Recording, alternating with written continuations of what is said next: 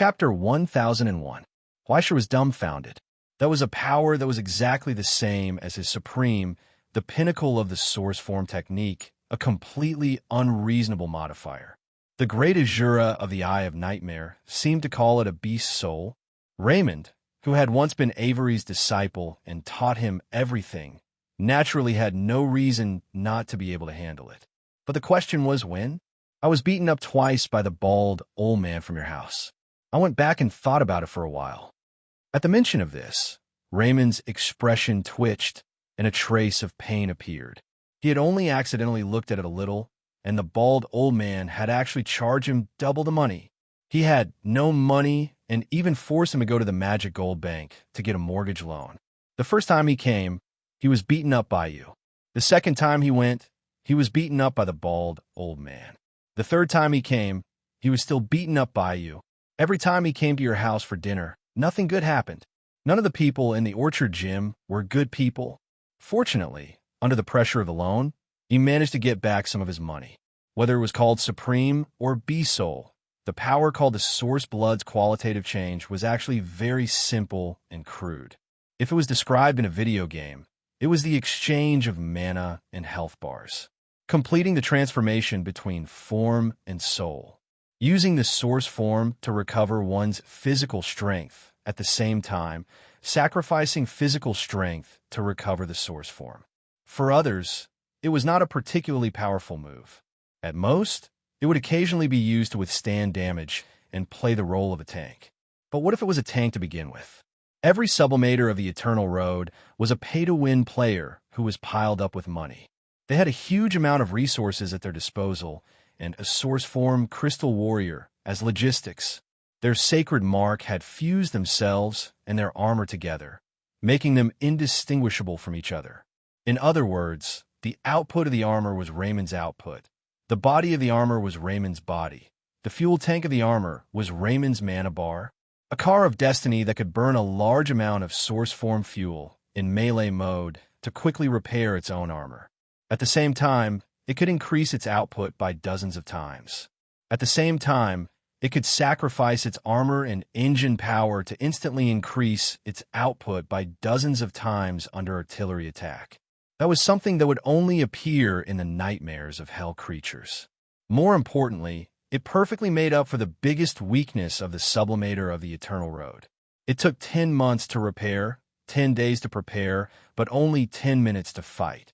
As long as it had origin substances to replenish itself, it would never need to be equipped or maintained. At the same time, it would never tire. Ah, a new version, a new god. Raymond looked up to the sky and laughed heartily. I declare that this version is the era where I can hold my head high. It's a good day for truck drivers. The premise is that you have enough fuel, okay. Huaisha, who had been reborn, took a step forward and got close to him. He raised his hand and smashed one of his arms. It's just an extra HP bar. Don't get too full of yourself. The metal arm broke apart and collapsed. Immediately afterwards, however, the scattered parts disappeared into the air, transformed into origin substance fuel by Raymond, which then exploded. Heat enough to melt steel spread. He forced Huaisha to retreat. A brand new arm quickly grew out of the hole. The skeleton, the cables, the instruments, and even the outer shell were all perfect and flawless. F***. Beelzebub was so envious that he cried. Why don't I have such a useful trick? If I had this, I wouldn't have to trade stocks every day to earn money. Even if he had to steal the Ivory Tower's origin substance storage, I would still get Osiris back. Learn, Huaisha, hurry up and learn. Beelzebub urged impatiently.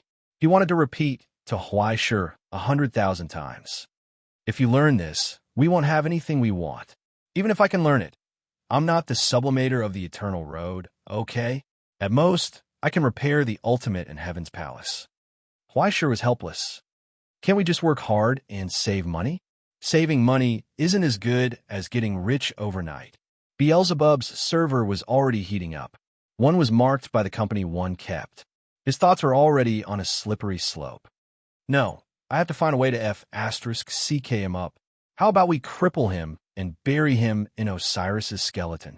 If we plant him in the ground, Osiris will grow out next year. Can you be a human? I'm not a human to begin with. What's wrong with doing something else? A certain smug truck driver had no idea that he had just walked through the door of being turned into a firearm by a tube inserted in the back of his head. However, he quickly realized that something was wrong during the intense battle. His movements became more and more sluggish. Large patches of red rust quickly spread on the exterior of the car of fate. Through the feedback of neural driving, he could feel the dull pain in his joints.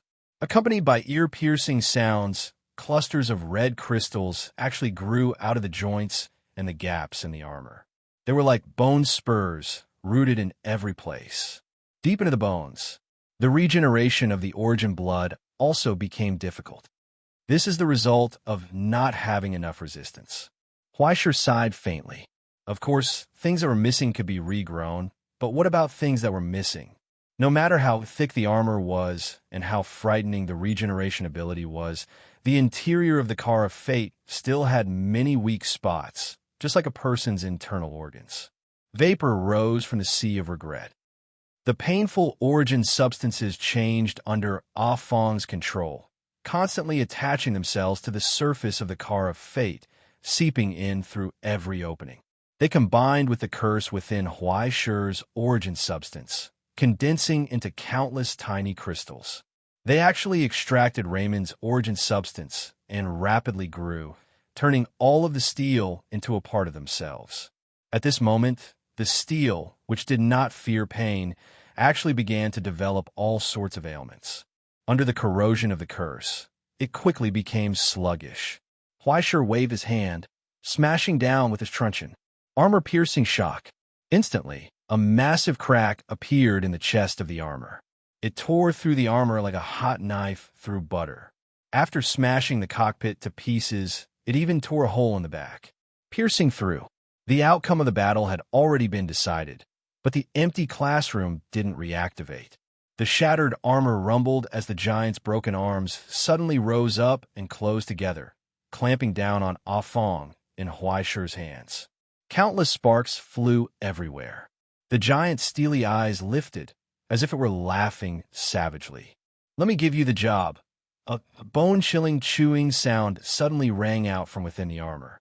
A pitch-black shadow, like a giant mouth, appeared on the outside of the armor and swam around.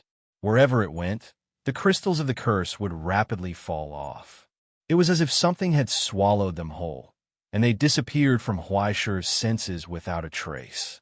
What was even more shocking was that the wound on the chest of the armored giant was rapidly disappearing under the cover of the shadow. It was as if someone had erased a layer of damage from a Photoshop application, revealing a perfectly intact body underneath. What's the principle behind this? Huaisher was momentarily stunned before he realized what was going on. His face turned green. He didn't know whether to marvel at Raymond's courage or admire his ability to seek death. The rancher's curse? How is that possible? It's a free trash can anyway. It would be a waste not to use it. Could it be that only it can eat me, and I can't take the initiative to find some snacks for it? Raymond chuckled and punched with all his might, clashing head-on with Ah Fong. He recovered in an instant and hooked his finger at Huaisher, inviting him in a flirtatious manner. "Come on, hero." The corner of Huaisher's eyes twitched. He was speechless. Even the wool of the elemental destruction could be taken. This was the first, the second time he had seen it. The first time was him, but this proud move had been imitated by someone else, and was even shown off in front of him. This made Huaisher's feelings very complicated. After obtaining the supreme tier lifeblood, Raymond's vitality could be said to have multiplied by who knows how many times.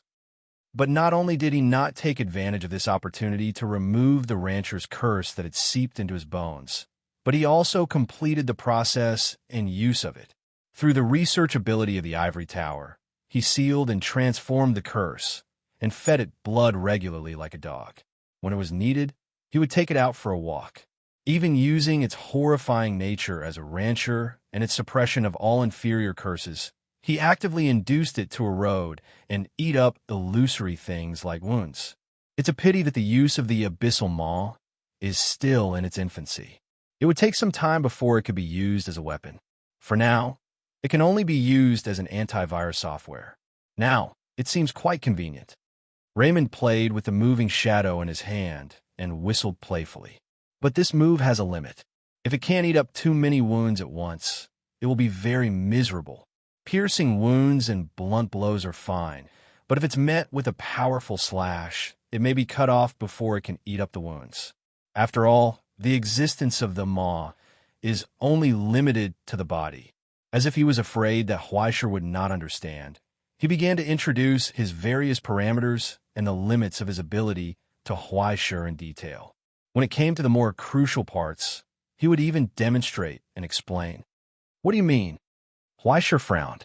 I mean that we are so familiar with each other, so there's no need to use those turn-based routines, Raymond said seriously. You can go all out and beat me up because I'm starving. As he spoke, he controlled the armor to open its arms and pounce forward. Hurry up, hurry up. Raymond pinched his throat and shouted, Don't worry. I want to eat. Huaisher felt as if he was struck by lightning. He could not stop the goosebumps all over his body. He wanted to poke his own ears. Not to mention dinner. He almost vomited his lunch. He was so scared that his whole body turned red. His blood was burning, and he entered a state of overdrive. He smashed his whip down on the guy's head. He exploded on the spot. A truck driver with a stubble and a muscle, and you even copy other people's words. Disgusting. He scolded angrily. Eat what? If you can still eat dinner today, I'll write my name upside down. Come on. I knew you were up to no good. Fortunately, I installed the data collection module before I came. I was worried that there was no free labor to help me test it. Raymond looked up to the sky and laughed. Why sure, you have to remember that today, it's not you who's freeloading me. It's me who's freeloading you. That's F**king enough. Huaisher covered his face and sighed. His hand holding Afong could not help but tremble. Why were all the people he knew a bunch of cheese? He did not even have a proper tool. Dinner was especially late that day. Yuan and the hut in the woods waited until 9 o'clock before they saw Huaisher dragging Raymond back from outside like a dead dog. He had been beaten up a total of 91 times, but after seeing the dinner table, Raymond was suddenly full of energy. He was revived with full health and began to eat like a whirlwind. Huaisher, on the other hand, was paralyzed in his chair, holding his chopsticks. He had no appetite at all. He had tested the new weapon's abilities and effects and obtained satisfactory results. But why did he feel so tired? Young master, do you want some more? Feng Shu asked with concern. No, you guys eat. Huaisher shook his head in a daze. My stomach doesn't feel so good. I know. I've seen a lot of people like you in Shambhala Sanatorium. If your stomach doesn't feel good, you should eat more soft rice. Raymond patted Huaisher on the shoulder, his expression saying that he knew what she was talking about. He turned around and swept away all the food on the table. Aya, the food after working hard is really delicious. It's irresistible. Feng Shu, give me another bowl. Huaisher looked back at him expressionlessly. Just as he was about to roll up his sleeves and personally cook a bowl of noodles for his guest, he felt a vibration in his arms. It was a call from Russell. At this time, he smelled a hint of surprise. He got up, walked out of the restaurant, and answered the call. Russell seemed to be in a good mood. He sounded very happy. After talking about the recent situation, he asked directly, Are you free recently? Huaisher frowned. I just rested for a while. You don't have to make arrangements for me in such a hurry, do you? Isn't it because we're short of manpower? A tool like you, cough cough, a pillar of support, there aren't many in the world. Luo Su advised earnestly. Moreover, other than you, I don't trust anyone else. The future of celestial genealogy depends on you. The heavy burden of guarding the present world will fall on you sooner or later. As a hero who protects the world, how can you start to slack off at such a young age? When I was as young as you, Bula. Seeing that the old bastard was starting to talk nonsense again, Huaisher couldn't help but roll his eyes. Can we just talk about it? Prepare to go to hell, Huaisher. On the phone, Russell smiled meaningfully. The literal kind. Chapter 1002. 6 hours ago, London. In the afternoon, under the warm sun, under the umbrella at the edge of the square. Jaeger raised his head and poured the espresso down his throat. His slightly pale face became slightly more energetic. But looking at the person across the table, he couldn't help but have a headache. To be honest, this matter is very big and very troublesome to deal with. Mr. Russell, you should know the consequences. He sighed and said, in broad daylight, the leader of the Heavenly Kingdom lineage and the head of the Directorate of Defense got into a fight in London. Especially when you and your student lined up to stab the head of the Directorate of Defense in the throat. Well, even if he was in the wrong first, this is not the way to solve the problem. There's a lot of debate in the decision-making room about how to deal with this matter now. Even if Minister Yushing didn't appeal or ask for an investigation, there are still many people who want to be punished severely. It doesn't sound very serious. At least it's not as serious as the fight between the Egyptian branch minister and the Roman branch minister. I have to say, the scene at that time really opened my eyes. Russell held the teaspoon and stirred the black tea with a calm expression. Jaeger shook his head. It's not the same thing. Of course it's not the same thing. Russell smiled. At least you can't treat this as a simple conflict, right? Or is it that the string of power in some people's minds is always tight and won't relax? You and I both know that whether this matter is a big deal or not depends on how big it is in the end. He said, if you say it's a big deal, then it's a big deal. But in reality, was it a big deal? The Astronomy Society was an organization that gathered the legal forces of the entire territory. Was there a lack of internal conflicts? Especially the internal conflicts of the Directorate of Defense, which had not stopped for decades. It was not a day or two that the branches secretly had sprouts. Even when fists and kicks were exchanged in the central decision-making room, was it rare? It was not a big deal as long as no one died. Stab was not a big deal. It was normal for young people to be hot-blooded. But Russell's stab was different. The key was that his identity was now more and more sensitive. Nominally, he was also a member of the Astronomy Club and the principal of the Ivory Tower. He had many connections and a wide circle of friends. No matter where he went, he would be popular. Actually, all sides wanted to rope him in. But now, he was about to become the de facto leader of celestial genealogy.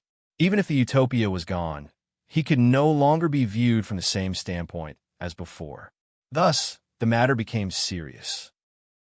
That day, the director recalled the helplessness of being dominated by the utopia and the humiliation of being treated as a stinky younger brother.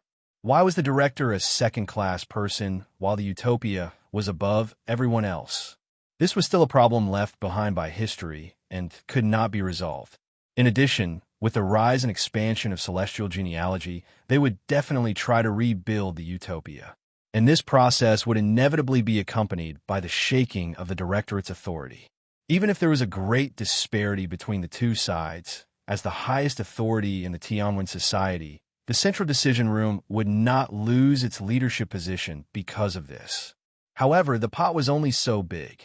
If two pieces were not enough, wouldn't there be less on other people's plates? Jaeger's meaning was very clear. A portion of the directorate had decided to use this incident as a spearhead to attack Russell and suppress the development of celestial genealogy. From my personal point of view, I don't want the Astronomy Club to have internal conflicts at such a critical time. Jaeger said bluntly, if celestial genealogy can develop and grow, we'll naturally be happy to see it happen. We won't even be stingy with sharing a portion of our resources to meet your needs. Now that the situation is difficult, the more forces there are, the better. But others might not think so. The Secretary General of the Directorate, the de facto spokesperson of the Central Decision Room, said, I'll help you, but you have to give me an explanation. Explanation? How? Russell shook his head indifferently. Did you call for everyone to vote for you when you were running for president?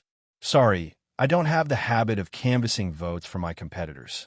Let's change the conditions. Jaeger had wanted to become the president of the Astronomy Club for a long time, and he had never concealed this point. As the leader of the Reformist Party, he had always advocated reorganizing the internal structure of the Astronomy Club and, at the same time, streamlining the Directorate of Astronomy. If he wanted to make so many drastic changes, it was obviously not enough to rely on the position of Secretary General to balance the internal voices. The position of president, which had been vacant for many years, was the best choice. All these years, he had been committed to this. This was not some wild ambition, but just the goal and demand of a politician. Who dared to say that they had never wanted to be the president of the astronomy club? As the leader of a faction, he had a reason and an obligation to fight for this position. Russell, you should know that this is the best choice.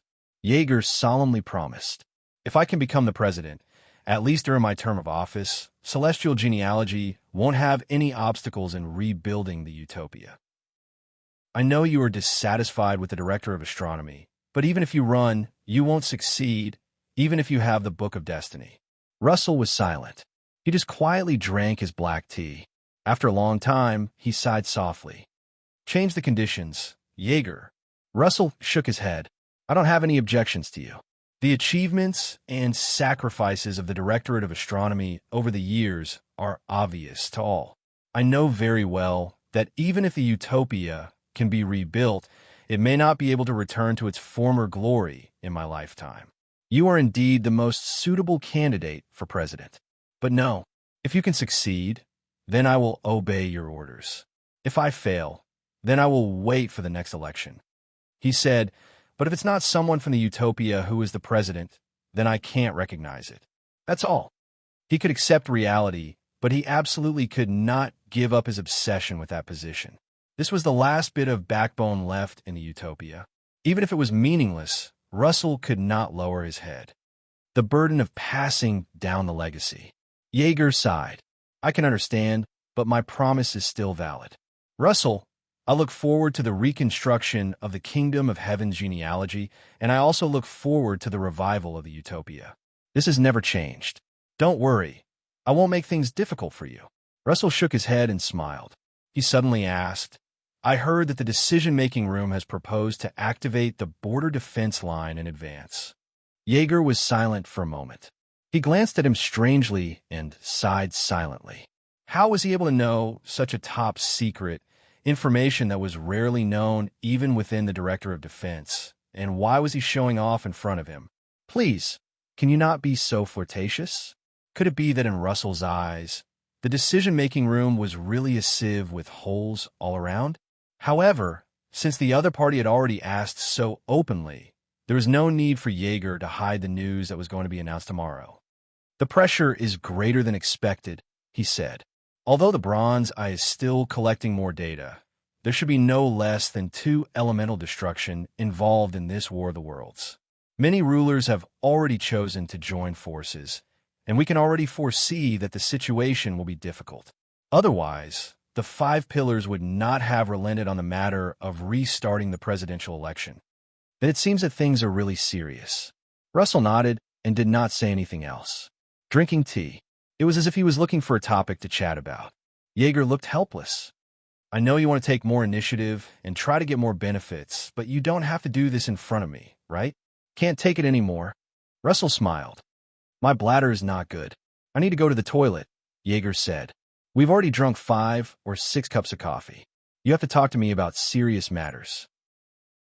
Well, the serious matter is about the border defense line.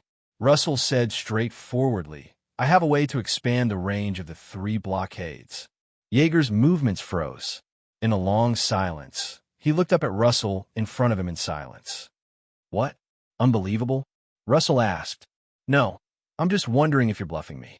Yeager said straightforwardly, you have a record of this, but I hope you won't joke about this kind of thing. The 3 blockades were of great significance to the present realm. Even the existence of the border defense line was only a city wall, but the 3 blockades were the foundation of protecting the present realm. If the power of the 3 blockades could spread to the present realm, then whether it was defense or counterattack, the present realm would have a strategic advantage. Whether it was the physical rules brought by Zarathustra suppressing the chaotic phenomenon of hell, the real-time transmission of the Bifrost map, or the huge threat to the rulers of the world from the destruction of all things. All of these would bring about a huge boost, but the key was that there were not many who could achieve this, the hell outpost of the utopia. Yeager asked. During the heyday of the utopia, Huge outposts were built in different depths of the abyss. They were like signal base stations, transmitting power from the present realm to hell at critical moments. As an important base and transit station for the pioneers of hell, they had once played a huge role. But with the collapse of the utopia, those outposts were abandoned and destroyed. They were basically unusable and turned into ruins. Indeed, someone had proposed a restart plan, but it was rejected because of the huge cost and the low success rate. Yeager did not understand why Russell would take it out as a bargaining chip. The outpost isn't something that can be destroyed so easily. Apart from the branch nodes, there are a total of 46 special outposts. They were built on top of hell and merged with it. When they were built, they considered the possibility of encountering force majeure, so they all used the concealment technology of the Continuation Academy. When you need to evacuate, you can curl up your own dimension and return to nothingness. The interior will be sealed for more than 100 years to ensure its integrity to the greatest extent. Unless you have the activation key in the map, you won't be able to see or touch them, even if you stand in front of them. Russell did not hide anything. All the distribution maps and keys are intact. When the Kingdom of Heaven fell, I personally excavated them and kept them until now. According to my investigation, there are more than 20 outposts that are still intact and can be used. They only need a simple activation to be able to function perfectly. In other words, Yeager, I will give you more than 20 important strategic fulcrum points. Yeager was stunned for a long time. Faced with this sudden news, he did not know whether to be shocked or grateful. He also did not understand Russell's purpose for doing this. Don't worry, Yeager, this is not a deal. Russell spread his hands and smiled. How about just treat it as a gift? I don't ask for any reward or gratitude from the Bureau, nor do I expect you to give me any power or praise. I just want you and those scheming guys in your decision-making room to understand one thing. Even if the utopia was no longer around, it was not so easy to forget its brilliance. Chapter 1003. The Brilliance of a Utopia. Yeager sighed softly, and his expression became strange. It was just as Russell said. Even more than 70 years after the fall of the Kingdom of Heaven, this world was still built on the foundation laid by the utopia. The three major blockades were still properly maintained, and the plans left behind were also carried out slowly and methodically under the implementation of the Union administration and the Continuation Court. No matter how arrogant a person was, they could not deny that this was the most dazzling essence of the astronomical society. It was a romantic soul that was close to a miracle in this cruel world. No matter how long time had passed and how many changes had occurred, the utopia's imprint still existed in the bones of this world. But what did Russell want to express at this moment? Was it a brilliance or a shadow? If this was used as a response, this huge gift would definitely make many people laugh until they couldn't close their legs. But why did it feel like something was wrong? It was a toothache. Just like a popular joke on the Doomsday internet, there was an engineer buried in an oiled paper bag in the Roman sewers. When the sewers were blocked, the engineer would dig out the oiled paper bag and let him go down to pass a few times. It was obvious that the spirit of the craftsman was terrifying. Doomsday was not good enough. After all, who would have thought that the previous team would only produce a pair of 4s and Russell's side would immediately explode? This was not the way to play this card. Do you know the rules? But no one could refuse this generous gift that exceeded their expectations. Similarly, they could not ignore the hidden warning behind it. This was a thick haze under the brilliance. For those guys who held the threat of celestial genealogy not long ago and chattered endlessly at the meeting, this was a fierce and swift slap in the face. It was just short of directly slapping their faces back and forth in front of the world's live broadcast cameras. It's been more than 70 years. What else have you guys been doing other than running around in circles and having meetings all the time? Do you really think everyone is thinking about the eggs in your basket? Why do you think this is the utopia? What the Union administration doesn't dare to do, the utopia will do. What the Union administration doesn't dare to do, the utopia will do. What the Union administration doesn't dare to do, the utopia will do. What the Union administration doesn't dare to raise, The Utopia will raise 5 to 6 tanks of fish. This is Utopia. Is it clear enough? However, even after being slapped by Russell until his face was swollen, he still had to squeeze out a smile and praise. Well done. Thank you, Daddy. Daddy is so generous. Daddy is so good. As for Renee, who is it? His neck is so long, and he's not wearing a tie. He must be a slut who deliberately seduces you. Poke him with a pen. What are you waiting for? Apologize to Uncle Russell. You must have done it on purpose. Jaeger shook his head and sighed. What? Russell smiled innocently, as if he didn't understand what she was talking about. Just drinking tea. The corner of Jaeger's eyes twitched slightly, and he couldn't help but curse in his heart. This old bastard. Ever since Russell arrived in London more than a week ago, he had attracted a lot of attention and raised a lot of vigilance. No one knew what this old man was doing in London at this critical juncture after tricking the Golden Dawn. But who wasn't afraid? But after being nervous for a long time, he didn't do anything. After being here for so long, he just went around in circles every day, visiting relatives and friends, old friends in the decision-making room, old acquaintances on the elevated floor, representatives of the Continuation Institute, and representatives of the 5 major systems. Everyone sat together every day to drink tea, chat, play cards, and smoke cigars. It was as if he was on vacation. Other than that, he didn't do anything at all. He just held a trump card and didn't act rashly, waiting silently. He waited until the Bureau needed him the most. Then he stabbed Renee in the throat and directly created an opportunity to meet with the highest level of the Bureau alone. And this was Jaeger who took the initiative to come to him. Thinking of this, Jaeger couldn't control his blood pressure. That guy Renee was really pitiful. He was more pitiful than a screaming chicken and more pitiful than an unlucky bear. That old bastard was worried that he would not have a place to open his business. How did he end up running into Russell's muzzle? In the end, this time, he directly cooperated with his students to cause a scene in London and Yingzhou. He might even have to apologize later. The decision-making room would have to applaud from his side. Forget it. You'd better pray for yourself. To be honest, you're making me a little dizzy. Let me take a break. Jaeger raised his hand and rubbed between his eyebrows. He felt that the heat and energy brought by the espresso wasn't enough to consume his brain. After pondering for a long time, he let out a long breath and said straightforwardly, "This matter is too important. I can't give you any guarantees. I hope you won't scare Pa." A briefcase was placed on the table in front of him. Jaeger was stunned. Russell raised his hand and motioned for him to open it. After a brief silence, Jaeger raised his hand and pressed the button. In an instant, the briefcase opened smoothly. The old documents and more than 40 keys were directly displayed in front of Jaeger. F***CK. Jaeger was so scared that his heart almost stopped beating. He suddenly closed the briefcase and looked around. Those who didn't know better would think that Russell was bribing him. Such an important thing, and you just put it in a crappy briefcase on the floor? Jaeger was speechless. What else? Are you going to set up a ranking for it? Russell waved his hand and said without any attachment, "Take it, it's yours. Whether it's real or fake, you can verify it yourselves. I hope you can use it properly." Jaeger didn't say a word.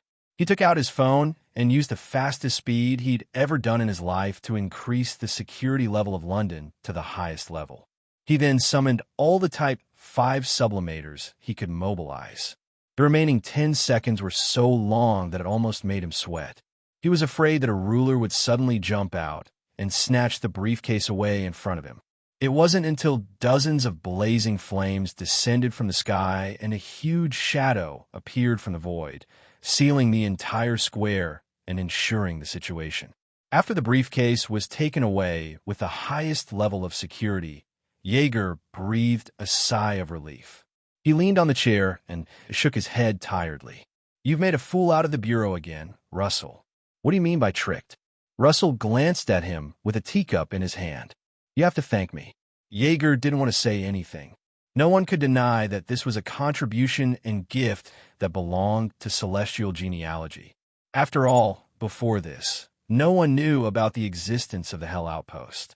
It was even a secret that belonged to the managers of the Book of Destiny in the Utopia. If Russell didn't say anything, who would know? Even if he didn't take it out, who could do anything to him? However, the assets left behind by the Utopia were depleted every time they were used. If it was done well, the existence of the Hell Outpost should be able to bring hundreds of times more benefits and advantages to celestial genealogy.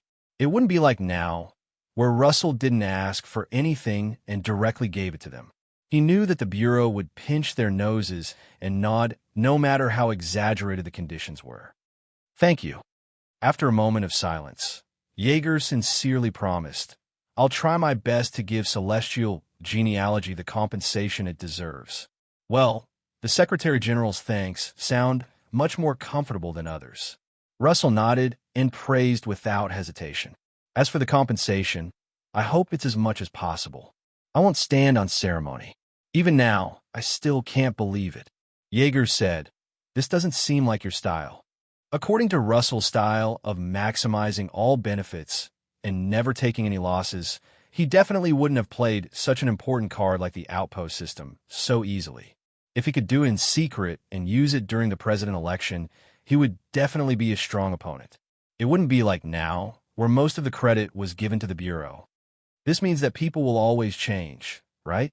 Russell replied indifferently. They're not my private property, but the relics left behind by my predecessors. If I treat them with selfish desires, it would be a true betrayal. Celestial genealogy's current strength isn't enough to use it, so it's fine to give it to the Bureau. It's built with the power of the present realm, so it should belong to the present realm. As long as it can be guaranteed to operate, as long as it can be effective, it doesn't matter who uses it. He thought for a moment and smiled. A few days ago, I learned a principle from my students. Past achievements may be good, but the future is the most important thing. Yes, there's nothing better than the future. Yeager sighed and ordered a glass of whiskey. Then, let's toast to the future. Yes, the future. The two raised their glasses and downed it in one gulp. This meeting came to an end in such an unexpected way. In the end, after the two decided on some details, all that was left was the busy preparation work and the drafting of further plans. Unknowingly, the workload seemed to have increased by another wave. Yeager sighed in melancholy and waved to the waiter. Bill, please. I'll do it. Russell enthusiastically reached out and took the pen from his hand, but he couldn't pull it out. He tried again, but found that Yeager's hand was like an iron clamp. She clutched the pen tightly. He wouldn't let go. Russell looked up and saw Yeager's stunned expression. His small eyes were filled with great vigilance and shock. What are you trying to do? Don't be impulsive, Russell. Yeager advised earnestly. Let's talk things over. In the silence, Russell helplessly let go of his hand. Forget it, you do it. It's only been a few days, and Renee's PTSD has already spread from person to person. The people in the Bureau are more or less retarded. Anyway, the rest of the plot is that during the meeting in the decision-making room, I, your teacher, smiled crookedly, shook my body, and exuded a domineering aura. Then that group of old things kowtowed to me. To be specific, it's very cool, including the part where Renee bowed and apologized. I also got someone to record a high-definition video. You can learn from it when you come back. On the phone, Russell sighed faintly. Young man, there's still a lack of maturity in acting cool. You still have to rely on the old man to make an appearance at critical moments. Fleischer only felt that this old bastard's face was full of sunshine. He interrupted him unhappily. Let's talk things over, okay? So, the job you gave me is to join this activation plan and lead a team alone to reactivate an outpost? Nominally, yes. Russell nodded. And when the time comes, the Bureau will also focus on promoting you as the chief contributor and the main representative. Fleischer felt that something was not quite right. He couldn't help but frown slightly. What about in reality? In reality, of course, I don't care if they die. Russell calmly replied while smoking his cigar. No one really thinks I'll do it for free, right? Our celestial genealogies tools, ahem, the pillars of our sect, when did they have the right to order us around for free? This time, Let them help you attract the firepower from hell. When we get out of here, we'll play on our own." He paused for a moment and said seriously, "There's a more important task for you to complete." I knew it. Huaishur sighed. Before he could complain about how evil this old bastard was, he heard the voice on the phone. "Also, I already have an idea about your advancement." Chapter 1004. Advancement. Huaishur felt as if a lifetime had passed when he heard the word. "That's right, I still want to advance. Advance as an advance. Advance as an advance." What a distant phrase. With an old pigeon like Russell flying in the sky, he thought he would never get to advance in his lifetime. Oh, you finally remembered that you, as a student, have been waiting for advancement for a long time? What were you doing earlier? So, Huaishur pulled a chair over on the balcony and asked directly, "Where's the material for the ocean divinity? What did you get from the Federal Bureau of Investigation?" "A bunch of stingy bastards. Let's not talk about them." Russell clicked his tongue and shook his head. "The Bureau wanted to give you that broken trident of Poseidon's to make up the numbers, but I didn't agree." "What the hell?" Huaishur cried out. Not long after she sat down, she almost jumped up in fright. The trident used by Poseidon, one of the three gods in the Greek genealogy? It's already outrageous that the Bureau has such a treasure in their inventory, and it's even more outrageous that you don't want it. If you don't want it, what else do you want? Relax, Huaishur. Russell shook his head helplessly.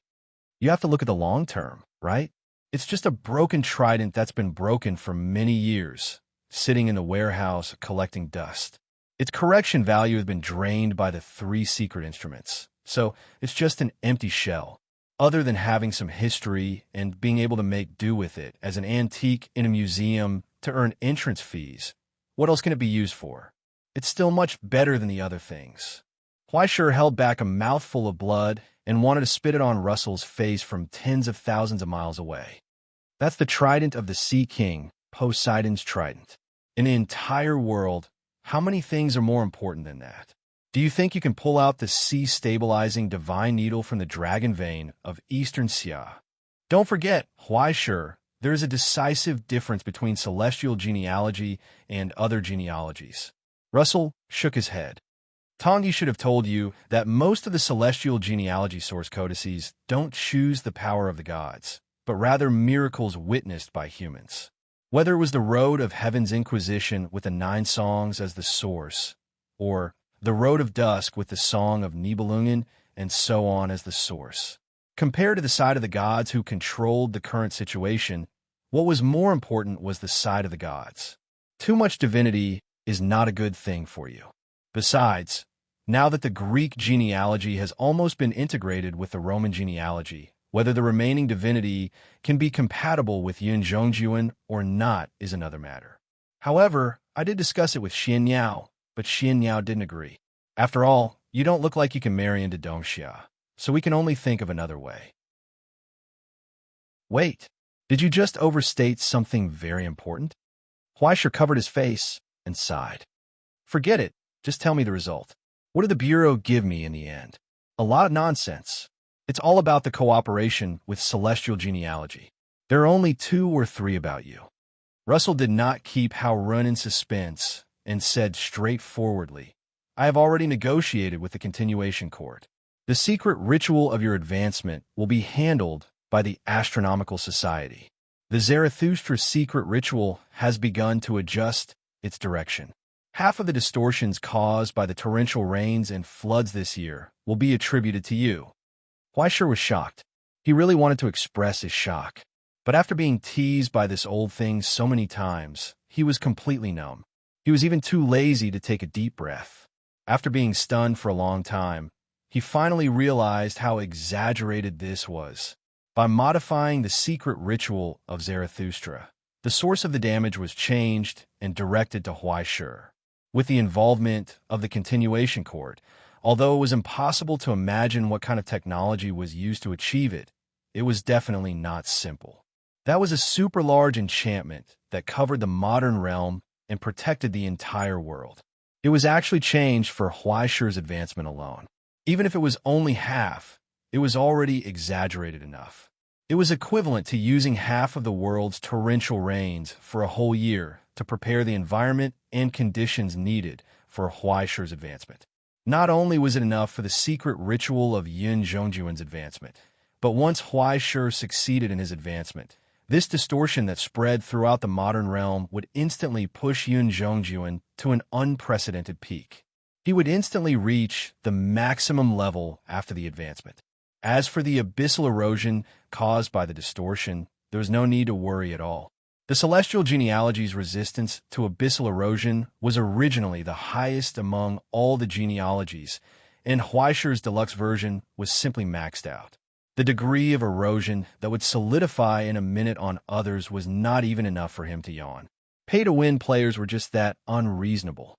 Moreover, there were a large number of secret rituals in the Divine Mark, Heaven's Inquisition, that required a large amount of distortion to be released, so there was no need to worry about not having a place to use them. Huaishi had always been a little resistant to outrageous things, so he did not deliberately collect them. He did not expect Tianxing to be so quick to directly blame more than half of the disasters in a modern realm on him. It was equivalent to Tianxing lying on a modern realm's ear, pointing at Huaishi and saying, "Yes, big brother, this is the one who beat you up." Although it was not quite right to think this way, it was always a good thing, right? He rubbed his eyebrows, finished calculating in his heart, and finally digested the news, then asked, "Now that we have the secret ritual, I have the light crystal, the foundation of the celestial palace is completed, and Xiangjuan's stigmata relic has been recast. Where can we find the materials for the ocean divinity? You're not going to let me directly advance, are you?" "Don't worry, I have prepared the best for you," Russell answered calmly. Huaishi's phone vibrated, and a document marked as confidential was sent to him. It was about the arrangements for the secret battle outpost restart. Although the meetings were usually endless, when it came to critical moments, the response speed of the Bureau was still astonishing. In just a few short hours, they had already drafted a comprehensive plan and entered a state of intense preparation. The timing was almost accurate down to the hour. The document sent to Huaishi only included his part, but the general outline of the plan could still be glimpsed from the introduction.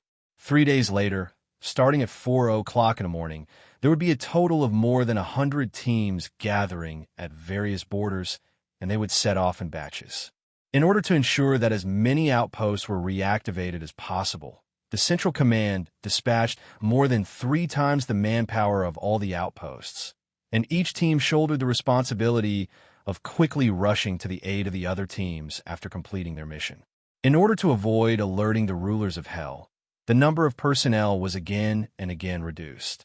Although more than 100 teams sounded exaggerated, in fact, when scattered in the vast expanse of Hell, it was not even a few grains of sand in the desert. At that time, Celestial Genealogy would organize 6 teams to participate. In order to show respect to Celestial Genealogy, these teams would not be managed by the decision-making room, but by Russell. Even the original plan was to let them go through the motions, and the teams assigned to them were relatively close to the present realm and relatively more important nodes. But under Russell's strong arguments, they still won back a lot of dangerous missions, in which little Cutie was responsible for leading the teams to carry out these missions. Huaishi rolled his eyes. "Reactivating 3 outposts by myself? And the span is so far, and the depth is more than 10 miles apart.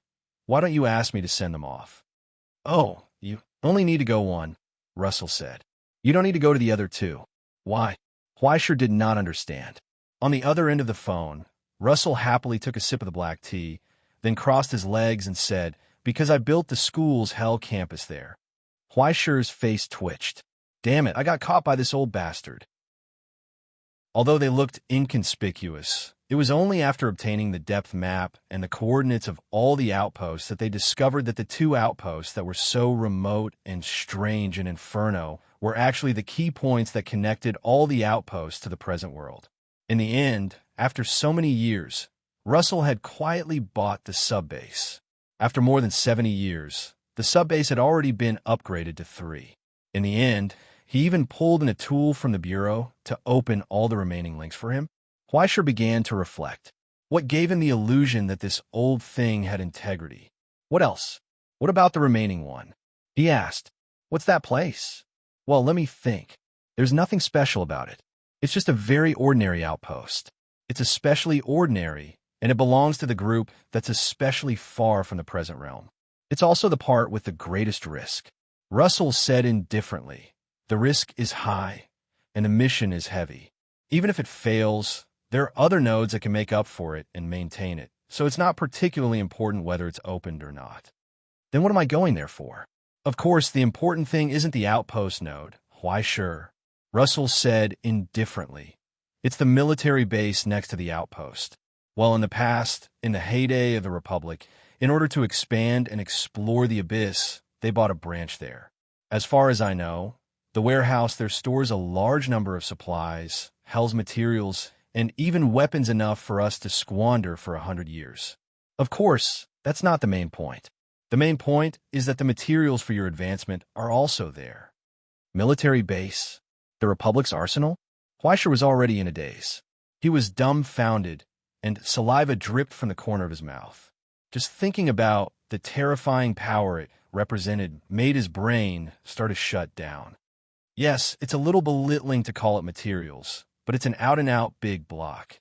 Russell continued. From the very beginning, it was a strategic weapon built for a lone army to explore and expand deep into Hell. It gathered the painstaking efforts and wisdom of many scholars and alchemists in the Republic back then. Throughout human history, there's no other advancement item that's more outstanding and suitable for you. There's such a thing? Fleischer was confused. Why haven't I heard of it before? This is probably why fate is so ridiculous. Russell sighed softly. A treasure built for the sake of expanding the abyss was instead drowned in Hell. Back then, before Heavenly State fell, it had just been completed. After a hurried trial run, it was secretly sealed because of the Republic split before it could be of any use. That was a secret project of the frontline base, independent of the outside world. I only unearthed information about it and its existence in the ruins and wreckage of Heavenly State. Its name is 20,000 miles under the sea. Of course, more people call it Deep Submarine Nautilus.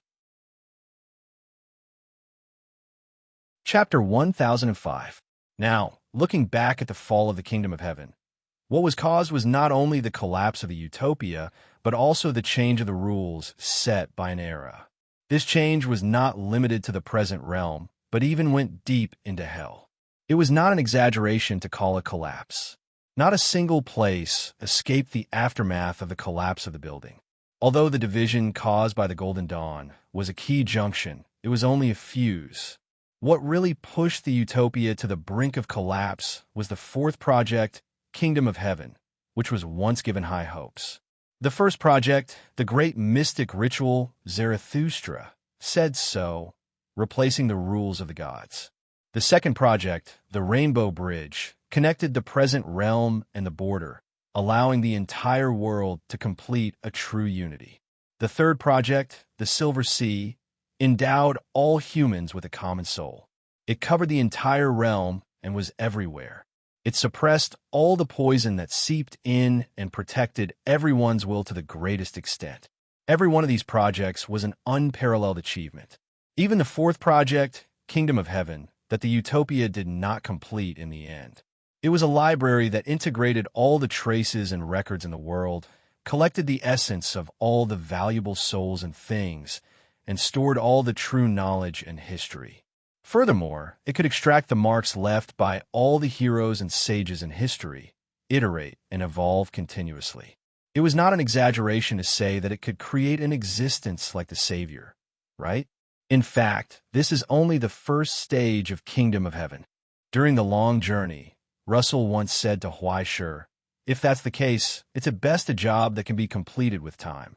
Although it's great, it's not qualified to be called the fourth project. Even though it was so exaggerated, it was only the foundation of something truly great. A blueprint, a key to the future, an experimental product. The real purpose of the fourth project is to create a true kingdom of heaven with the power of man. A true kingdom of heaven? Fleischer was confused. The kind where milk and honey flow in the river? I'm not a core participant, so I can't describe it to you in detail. But after the fall of Kingdom of Heaven, I met the gray-robed man once and asked the same question as you.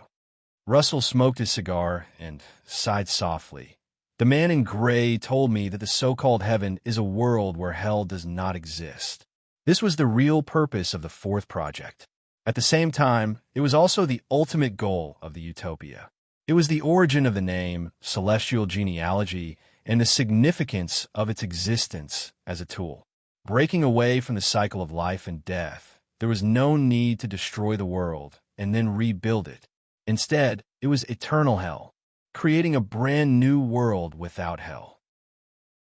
Even Russell, after so many years of pursuit and exploration, could not imagine how to fulfill such a despairing wish. How to do it, how to achieve it, and what method to use to achieve this goal. Everything had become a mystery with the disappearance of the last president of the Astronomy Association. No, perhaps when Kingdom of Heaven fell, it had already been declared a failure. Because of the betrayal of the Golden Dawn, there was an aberration catalyst hidden in the Kingdom of Heaven from the very beginning, which had the possibility of becoming a destructive element. During the long period of creation, it had been hiding in the shadows, absorbing nutrients, slowly sprouting and spreading. It was not until the moment Kingdom of Heaven was tested that the aberration from hell erupted from it. What it brought was a terrifying contamination that instantly spread across the borders of the present realm and hell. All the institutions and important equipment connected to Kingdom of Heaven were unprepared for the erosion.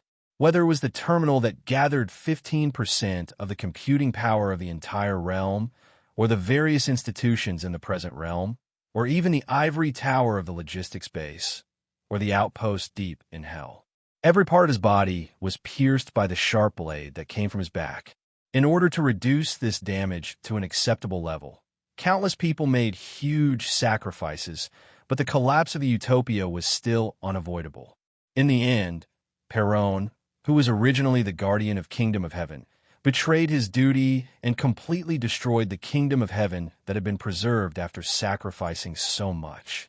From then on, he wandered the borders and became the leader of Green Sunday. After 70 years, the pain caused by the fall of Kingdom of Heaven to the Astronomy Association had yet to be healed. And 70 years ago, chaos also happened in hell. As Kingdom of Heaven transformed into the element of destruction, all precious records fell into chaos and madness for a short time. In order to isolate the chaos, the Source Substance Network, managed by the three wise men, had no choice but to ruthlessly separate itself from the present realm and move to the borders. Even so, contamination was inevitable. To this day, the Dark Net was a key monitoring target of the Central Bureau. Once the three wise men were no longer able to control the spread of the residual poison, they had to be completely destroyed in order to prevent it from completing the transformation of the element of destruction. At the same time, the vast majority of souls chose to leave Kingdom of Heaven and preserve themselves. Their whereabouts were still unknown. Or, it might as well be like the traitor Yi Ji and turn to the Golden Dawn. What was more serious was the deep backflow phenomenon caused by the failure of the defensive measures. The deepening of many depths triggered a chain reaction in the abyss. More than a dozen sleeping rulers were awakened, and the chaos in hell triggered a disaster that spanned dozens of depths. Most of Utopia's research facilities in hell were attacked. If it were not for the limitation of depth, the present realm might have even ushered in another war of the worlds at its weakest. Ing Fangzhou died in battle at that time in order to protect the outpost, where he was, and buy time for others to evacuate. Even so, less than 1 in 10 people who successfully withdrew survived, and the losses were heavy. The Nautilus was sealed at that time. Russell sighed softly. In order to prevent it from going out of control or being distorted, it was urgently anchored in the base before the test flight was over and quarantined. After the evacuation, there was no more news. Did the evacuees not return? Huaisher asked. They are not on the list of returnees. Russell was silent for a long time before sighing softly. They're probably dead. I see. Huaishir was silent for a moment before telling him, "Don't worry, I will bring it back." Not only that, Huaishir, the mission you shoulder is more important than you think. Russell said, "Among all the teams, only you are not allowed to support other teams. No matter how close the distance of the distress signal is, you must not waver in the slightest, understand? You have to complete your mission at all costs. Even if all your teammates die, you can't turn around and give up. When necessary, you even have to take the initiative to sacrifice them to protect yourself. Your advancement is the first priority, and so is your safety. You have to understand that you represent more than just yourself." Luo Su asked, "Can you complete a mission like this?" Huaishir was silent and did not speak. And Russell did not speak again. He just calmly and coldly waited for his answer, until Huaishir spoke. "I'm sorry, Russell," he said, "but I can't promise you this. Even if it was a companion he met by chance, he could not guarantee that he could coldly turn around and leave when the other party sacrificed himself in front of him." Russell did not fly into a rage. He just sighed. It was as if he had expected this and knew it would turn out like this. "Then try your best to do it. Do it your way and do it beautifully." He shook his head helplessly. "Now that things have come to this, I can't say that you can't do it and replace someone else. To celestial genealogy, you are irreplaceable. Huaishir, I hope you can also understand this." "It sounds like I've caused you trouble again?" Huaishir asked. "Yes, big trouble. But what can I do with a student like you?" Russell laughed self-deprecatingly. "The worst thing is that I actually feel quite happy. As a teacher, I don't know if I should be proud or ashamed. In short, you go and do your work. Leave the rest to me." In fact, the most dangerous part of the entire mission was not the route. It was the process of returning. When they went, it was a secret operation. But after all the outposts were reactivated, even a blind person would be able to sense the waves clearly. At that time, the rulers participating in this War of the Worlds would definitely not let it go. Forget about the others. Huaishir's target was the biggest.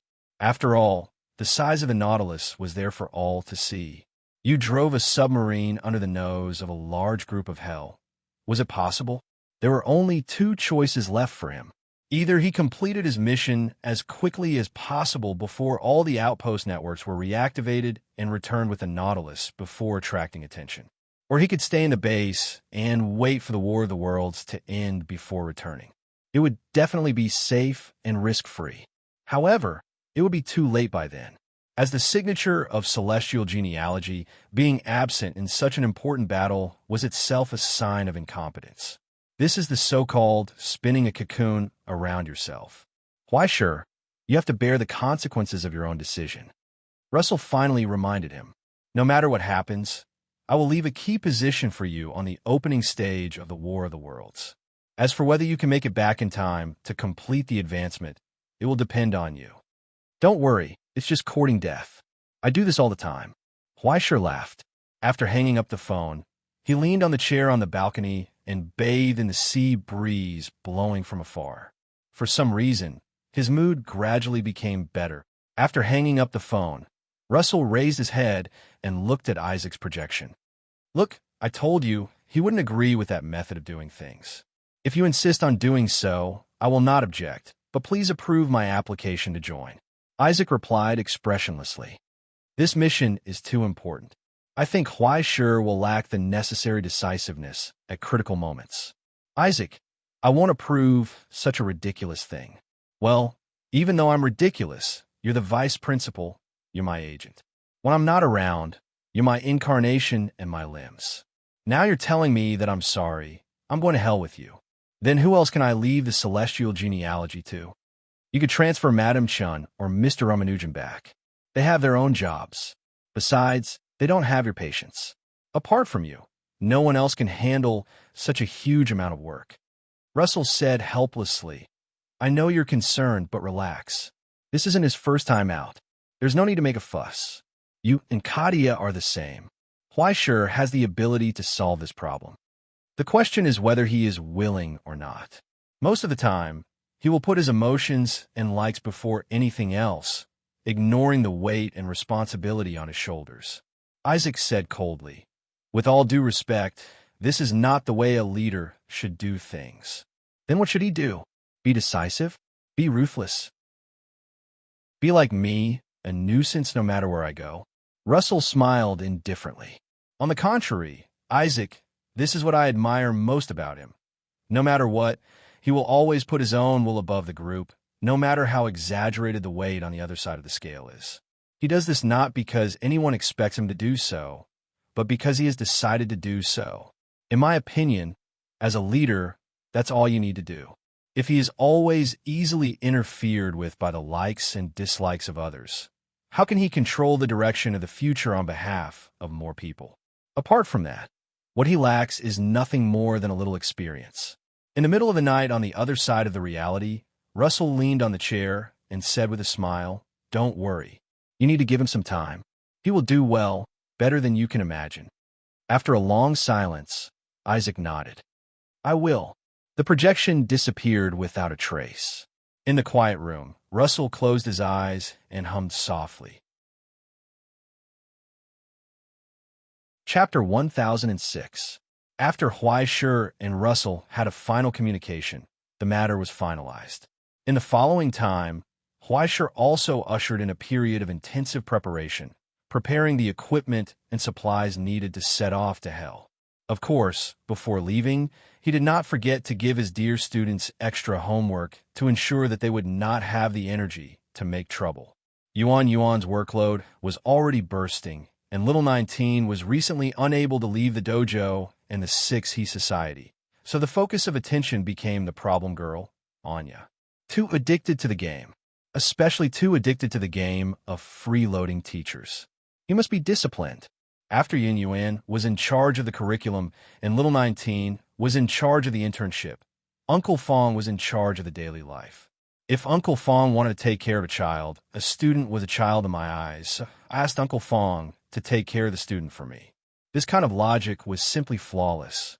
But the old man looked like he wanted to say something, so Huaishur could do nothing. He had already tried his best, and the last thing he had to face was the most troublesome person for Huaishur. "Have you been avoiding me recently?" Tangi looked at him with watery eyes.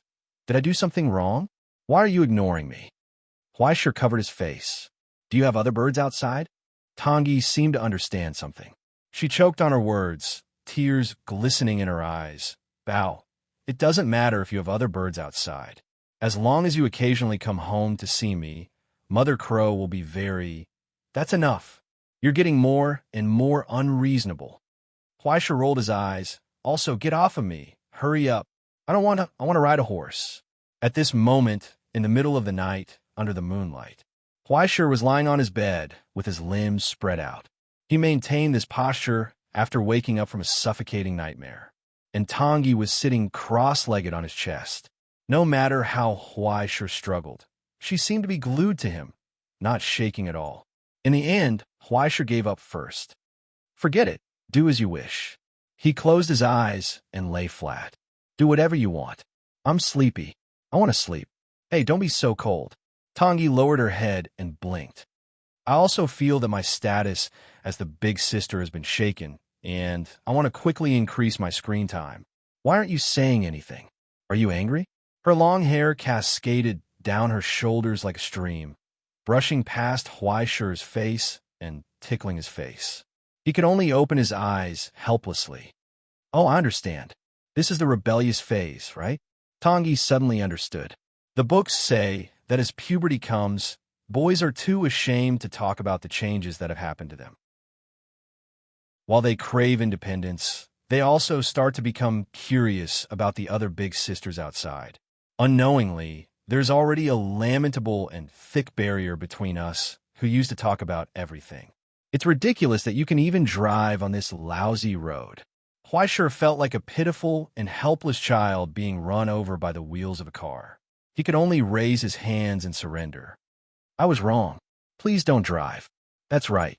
In front of big sisters, you have to learn to be honest. Do you want some fruit?" Tangi took out an orange from nowhere. "No, you eat." Ahem, I'll eat." Huaishur admitted defeat in time and avoided another car accident. After stuffing the entire fruit plate into Huaishur's mouth, Tangi put down her hand in satisfaction. She looked at his helpless face and suddenly asked, "Why sure? Are you happy with your job now? Why do you suddenly ask this?" Huaishur was slightly stunned, but after thinking for a while, he nodded and answered, "If you want to say it, I'm very happy. It's quite a sense of accomplishment. It seems that you are quite handy." Tangi nodded and sighed.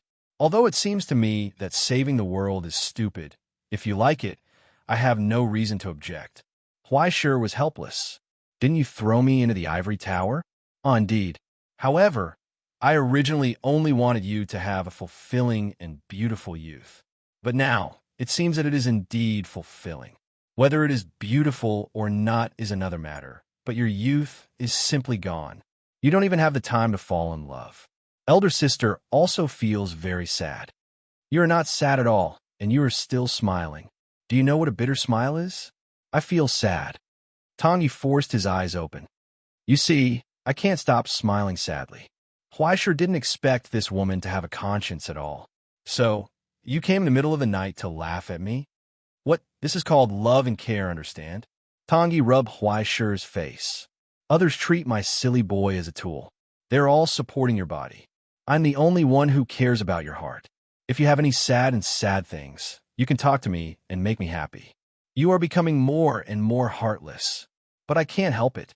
Some things can only be reaped by oneself. You won't change even if I tell you.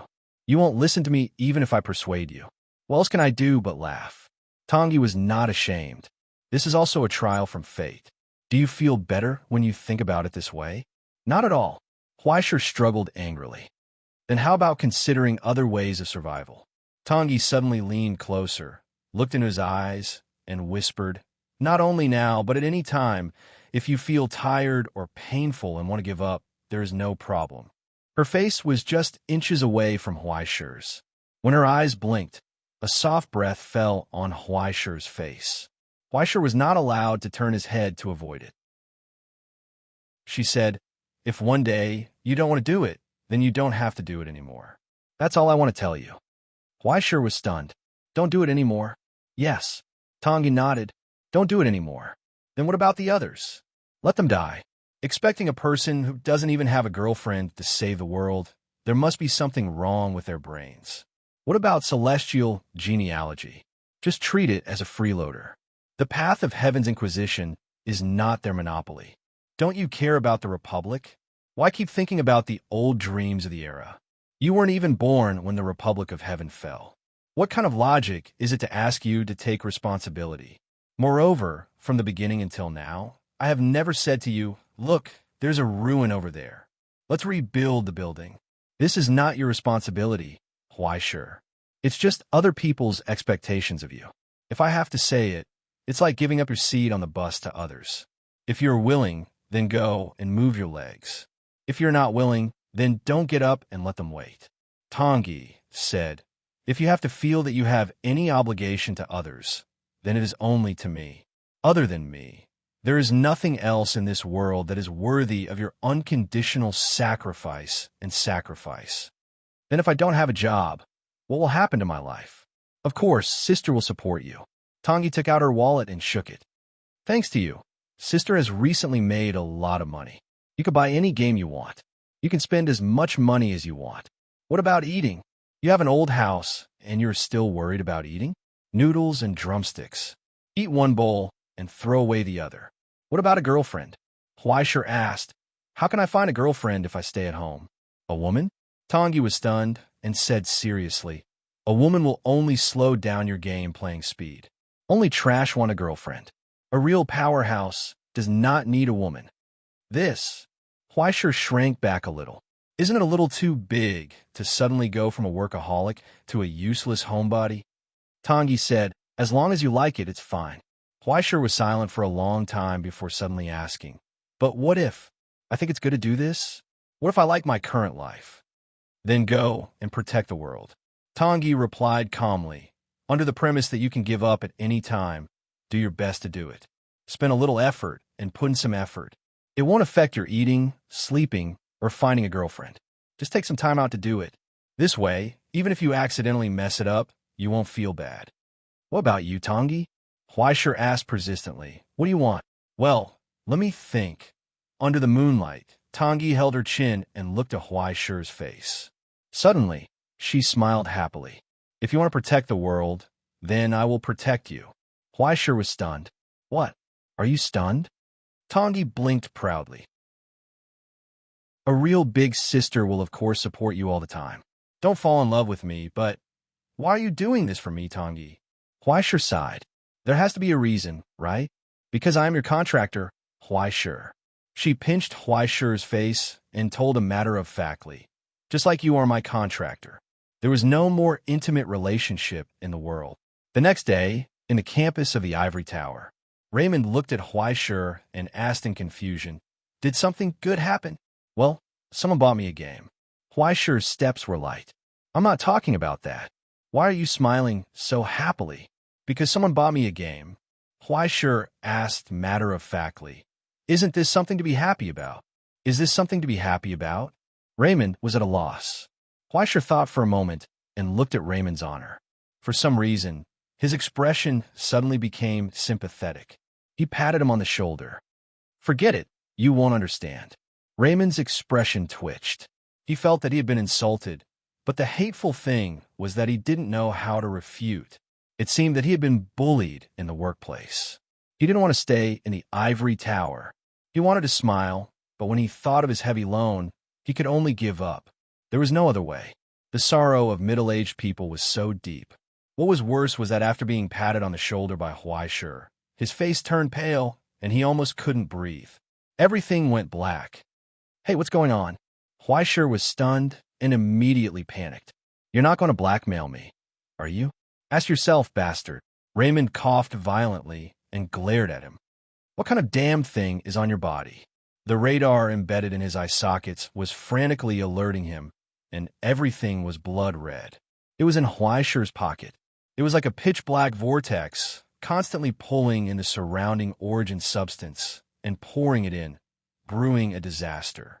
It was a curse that had already taken physical form. The instant that it touched Huaisher, the abyss maw in Raymond's body actually showed signs of going out of control. What kind of damn thing had this guy stuffed into his pocket? Chapter 1007. HM, are you talking about this? Huaisher reached out and seemed to take something out of his pocket. Raymond's eyes reddened and tears almost flowed out. It wasn't because he was scared, but because it stung his eyes. The built-in mirror in his pupils was already overheating. In Huaisher's hand were 2 magazines. Inside the crystal-like magazine were 2 rows of bullets. It seemed to be made of some kind of metal, but it didn't have the reflective luster of metal. Instead, it was completely dark, sucking in all the light. Was that solid? Liquid? Or was it just a wisp of mist? Or did it really have a solid body? The moment he saw it, he could feel his soul being pulled in. Void returned. Raymond lost his voice. You're so ruthless? To take your own. Wait, don't tell me it's Liu Baiyan's thing? More or less. After Huaisher tossed it a few times and satisfied his low-level desire to show off, he sealed it again and threw it into his pocket. Wasting was shameful, but making the best use of everything was the right way to run a household. Moreover, would it be a waste to kill such a big, great Ximing? He had to ward up a little. The main raw material came from the origin crystal extracted from Liu Baiyan's soul by Yangsheng Forging. Great Ximing's Yangsheng refined Great Ximing, which was the most extravagant matryoshka doll in the history of the path of astronomy. What Great Ximing obtained was a strange existence that looked like an ink block after gathering all of Liu Baiyan's resentment and solidifying all of Great Ximing's distortions. Under the support of the sealing hand, the alchemy fire, and the forging furnace, all of the energy was extracted and not a single bit was wasted. Even the screams and pain before death were perfectly preserved in the sealing hand. The ink stick contained all of Liu Baiyan's souls and the skills of an abyss painter. Apart from Great Ximing's innate ability to deal damage to the creatures of hell, it was also incredibly corrosive. Huaisher used some of the ink stick to draw a few lines on the ground. The depth of the space around it began to destabilize, and the places that the ink came into contact with were quickly assimilated by origin substances. If Huaishur was an abyss painter, he would definitely be able to use this even more perfectly. Unfortunately, he was just a broken zither player. He cut 1/5 of it and divided it into 2 sections. One section was given to Little 19 as a curse vessel, and the other end was given to the abyss painter in the school's oil painting department. The rest were all refined into bullets by Huaishur using the casting technique. Using the casting furnace below Dom was smelting, it took a full half a month to completely take shape. What he obtained was the 11 calamity crystals that were comparable to the Directorate of Command's numbered spell bombs. Take from hell, use from hell. It would be best if he could return it to the traders of Golden Dawn. Put such a dangerous thing in your bag. Raymond glanced at him and realized something was wrong. Wait, where's your bag? Huaishur's saddlebag, which he usually carried when he went out, was not with him today. It was taken by Mr. Sharma. He said that he wanted to maintain and modify it. Although Huaishur used the word said, in fact, there were 2 sudden knocks on the door yesterday, and a note was pasted on the door, asking him to take it out and put it on the ground. After that, the item disappeared with a swipe. No one looked at it. There was no problem in handing it over to him. Although this backpack from Ms. Chatchell was a gift from the creatures of hell, the transformation was originally completed by him and other alchemists. After using it for so long, it really should be taken care of again. Moreover, for a sublimator like Huaishur, who had maxed out his survival status, the effect of praying once every half a month was not very effective after passing the puberty period. Now that there was a creator who was willing to renovate it for him, it couldn't be better. But he said that he would give it to me today. I don't even know where to find him. Before Huaishur could finish the word take from his mouth, his neck suddenly sank. Without any warning, a bag hung on it. After a long period of sluggishness, Raymond and he looked at each other in astonishment. How'd he do this? Wait, let me see. Huaishur took out his phone and used his authority to connect to the framework of the ivory tower and began to search for information on the interior of the tower.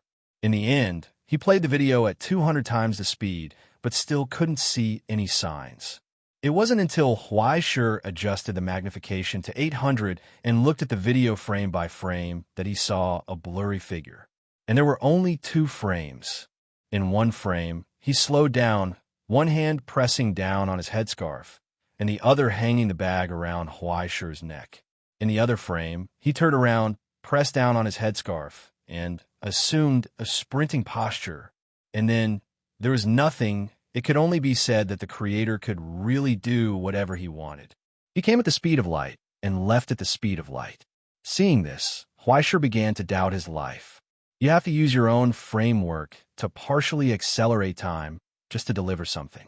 Just how unwilling are you to talk to others? I'm willing to call you the strongest autism. Huaishur cursed in his heart, but he still raised his head and waved at the sky to express his gratitude. It had to be said that Sharma really put in a lot of effort. After all, it was a relic of his ecology teacher back then, and he didn't do it half-heartedly. Now, it looked as if he had taken a cotton swab and dipped it in maintenance oil and cleaned it inside and out several times. It was spotless and looked brand new. He even repaired the parts of the skin that had fallen off. There was no flaw at all. If it weren't for the weight and feel of it as usual, he wouldn't have recognized it. Moreover, there was a 200-page thick instruction manual stuffed in the outer bag. Huaishur took it and patted it in his hand. The Book of Destiny automatically read it. Excluding some unimportant information, there were a total of 2 changes. One was the internal space expansion and weight reduction, expanding to 20 cubic meters, but the usable space didn't change at all.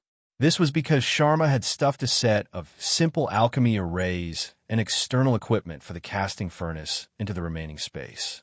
It was convenient for Huaishur to maintain his equipment at any time in hell or make preparations according to the situation. The effect of the prayer item had been revised.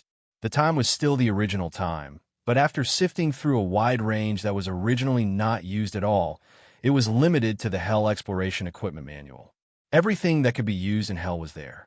Things that couldn't be used in Hell were also useless, and the quality was much better than ordinary civilian goods. It was completely strengthened for the exploration of Hell. And the most attentive part was the inside of the shoulder strap, Miss Chatchell's name.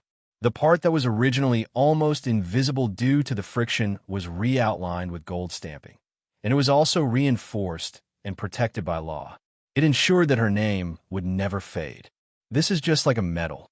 Fleischer beamed with joy, without the slightest displeasure. He solemnly hung it on his shoulder and finally waved goodbye to the sky. "Thank you." Oh, there seemed to be a distant response in the wind, but it was not clear. It was like an illusion. 2 hours later, after seizing the time to deal with the last things, Fleischer followed the instructions of Vice Principal Isaac and went to the bottom floor of the ivory tower. The former station was now empty. Only a few people sitting on boxes were chatting. When they saw Fleischer, they waved their hands. They were the members of the headquarters who went to hell with Fleischer this time, except for Raymond, the veteran tool and driver. The rest of them made Fleischer's eyes almost pop out. Professor Anton? Fleischer did not even have time to greet the others. He looked at the white-haired scholar.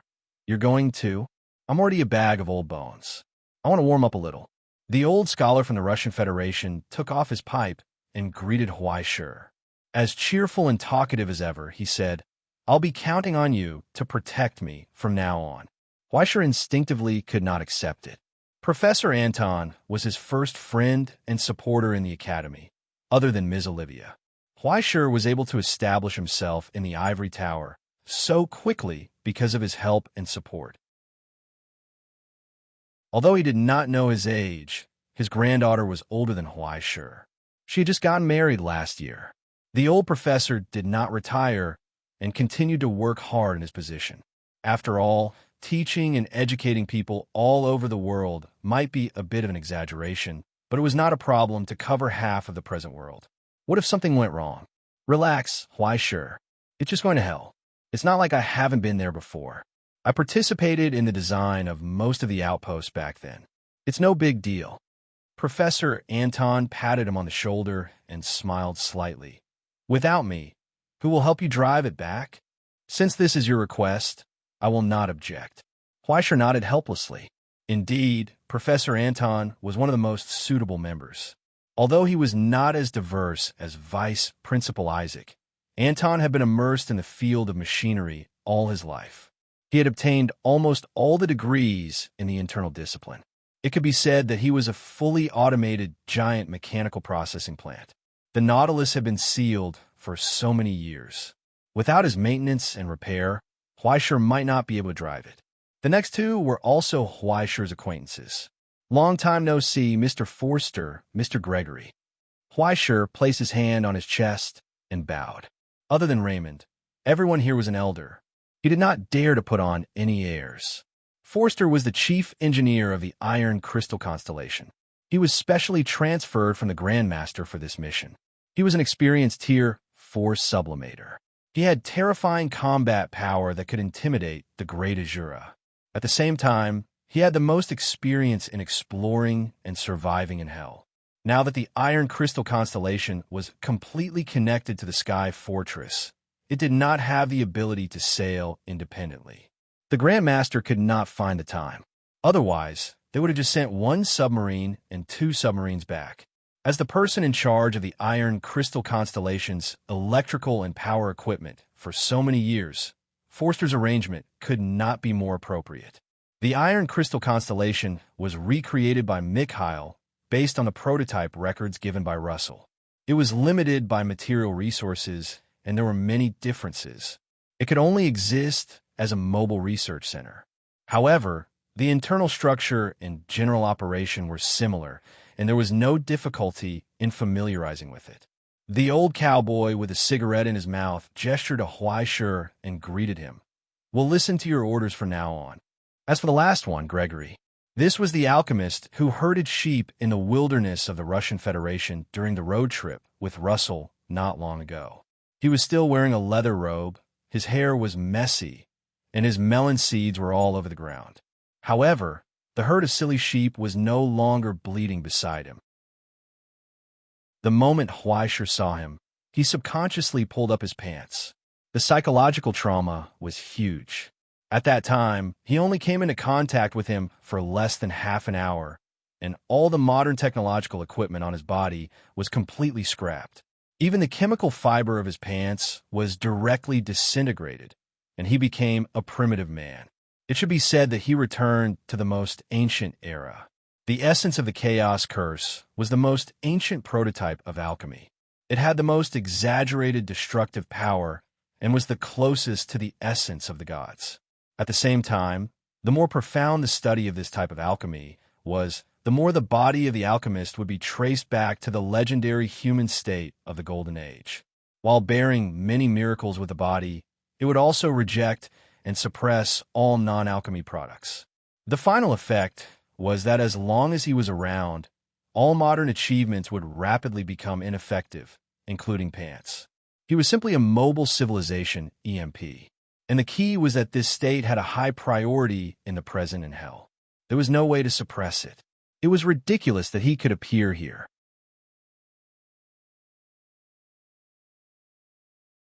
Chapter 1008. How did you do it? Huaishir was surprised. He looked around and found that the ivory tower did not explode. Nothing happened at all. Don't worry. That old bastard Russell gave me this.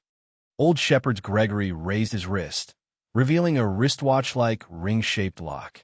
Two of them were swirling on his hands like liquid. When the two rings collided with each other, a spherical space vaguely appeared around him.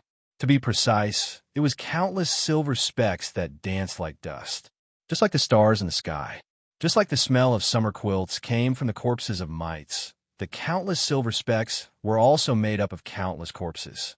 Combining Sharma's recycling ecology and the primordial soup created by Shah, the creator of the Survival Academy, these two useless rings were created. Countless silicon-based cells that had been modified by the primordial soup formed a reproduction system. Fixed by the recycling ecology around Gregory, they were constantly self-replicating. Then, they were quickly killed by the characteristics of the primordial curse, and the remains were then recycled and remade, forming a dynamic cycle. Using DOS attacks to fight against EMP, using science to defeat magic. As long as I replicate fast enough, you won't be able to delete me, thus reaching a balance of life and death. Instead of forcibly suppressing the attributes of the primordial curse, it was better to take the initiative to find something for it to do. If it was too busy, it would not harm other innocent equipment. Although I still have to take it off when I'm working, it should be fine as long as I run far away. Gregory spread his hands. It just so happens that I recently had a big fight with the Stone Cauldron Academy. Everyone is a little embarrassed, so I'll follow you to hell to lie low for a while. Then I'll leave it to you. Huaishir nodded and formally greeted the seniors in front of him again. As for Raymond, he was just a tool. This was the lineup of the exploration team. According to Russell, there would be several groups of guides waiting for them in hell, but only a few of them would be responsible for activating the outpost and retrieving the Nautilus.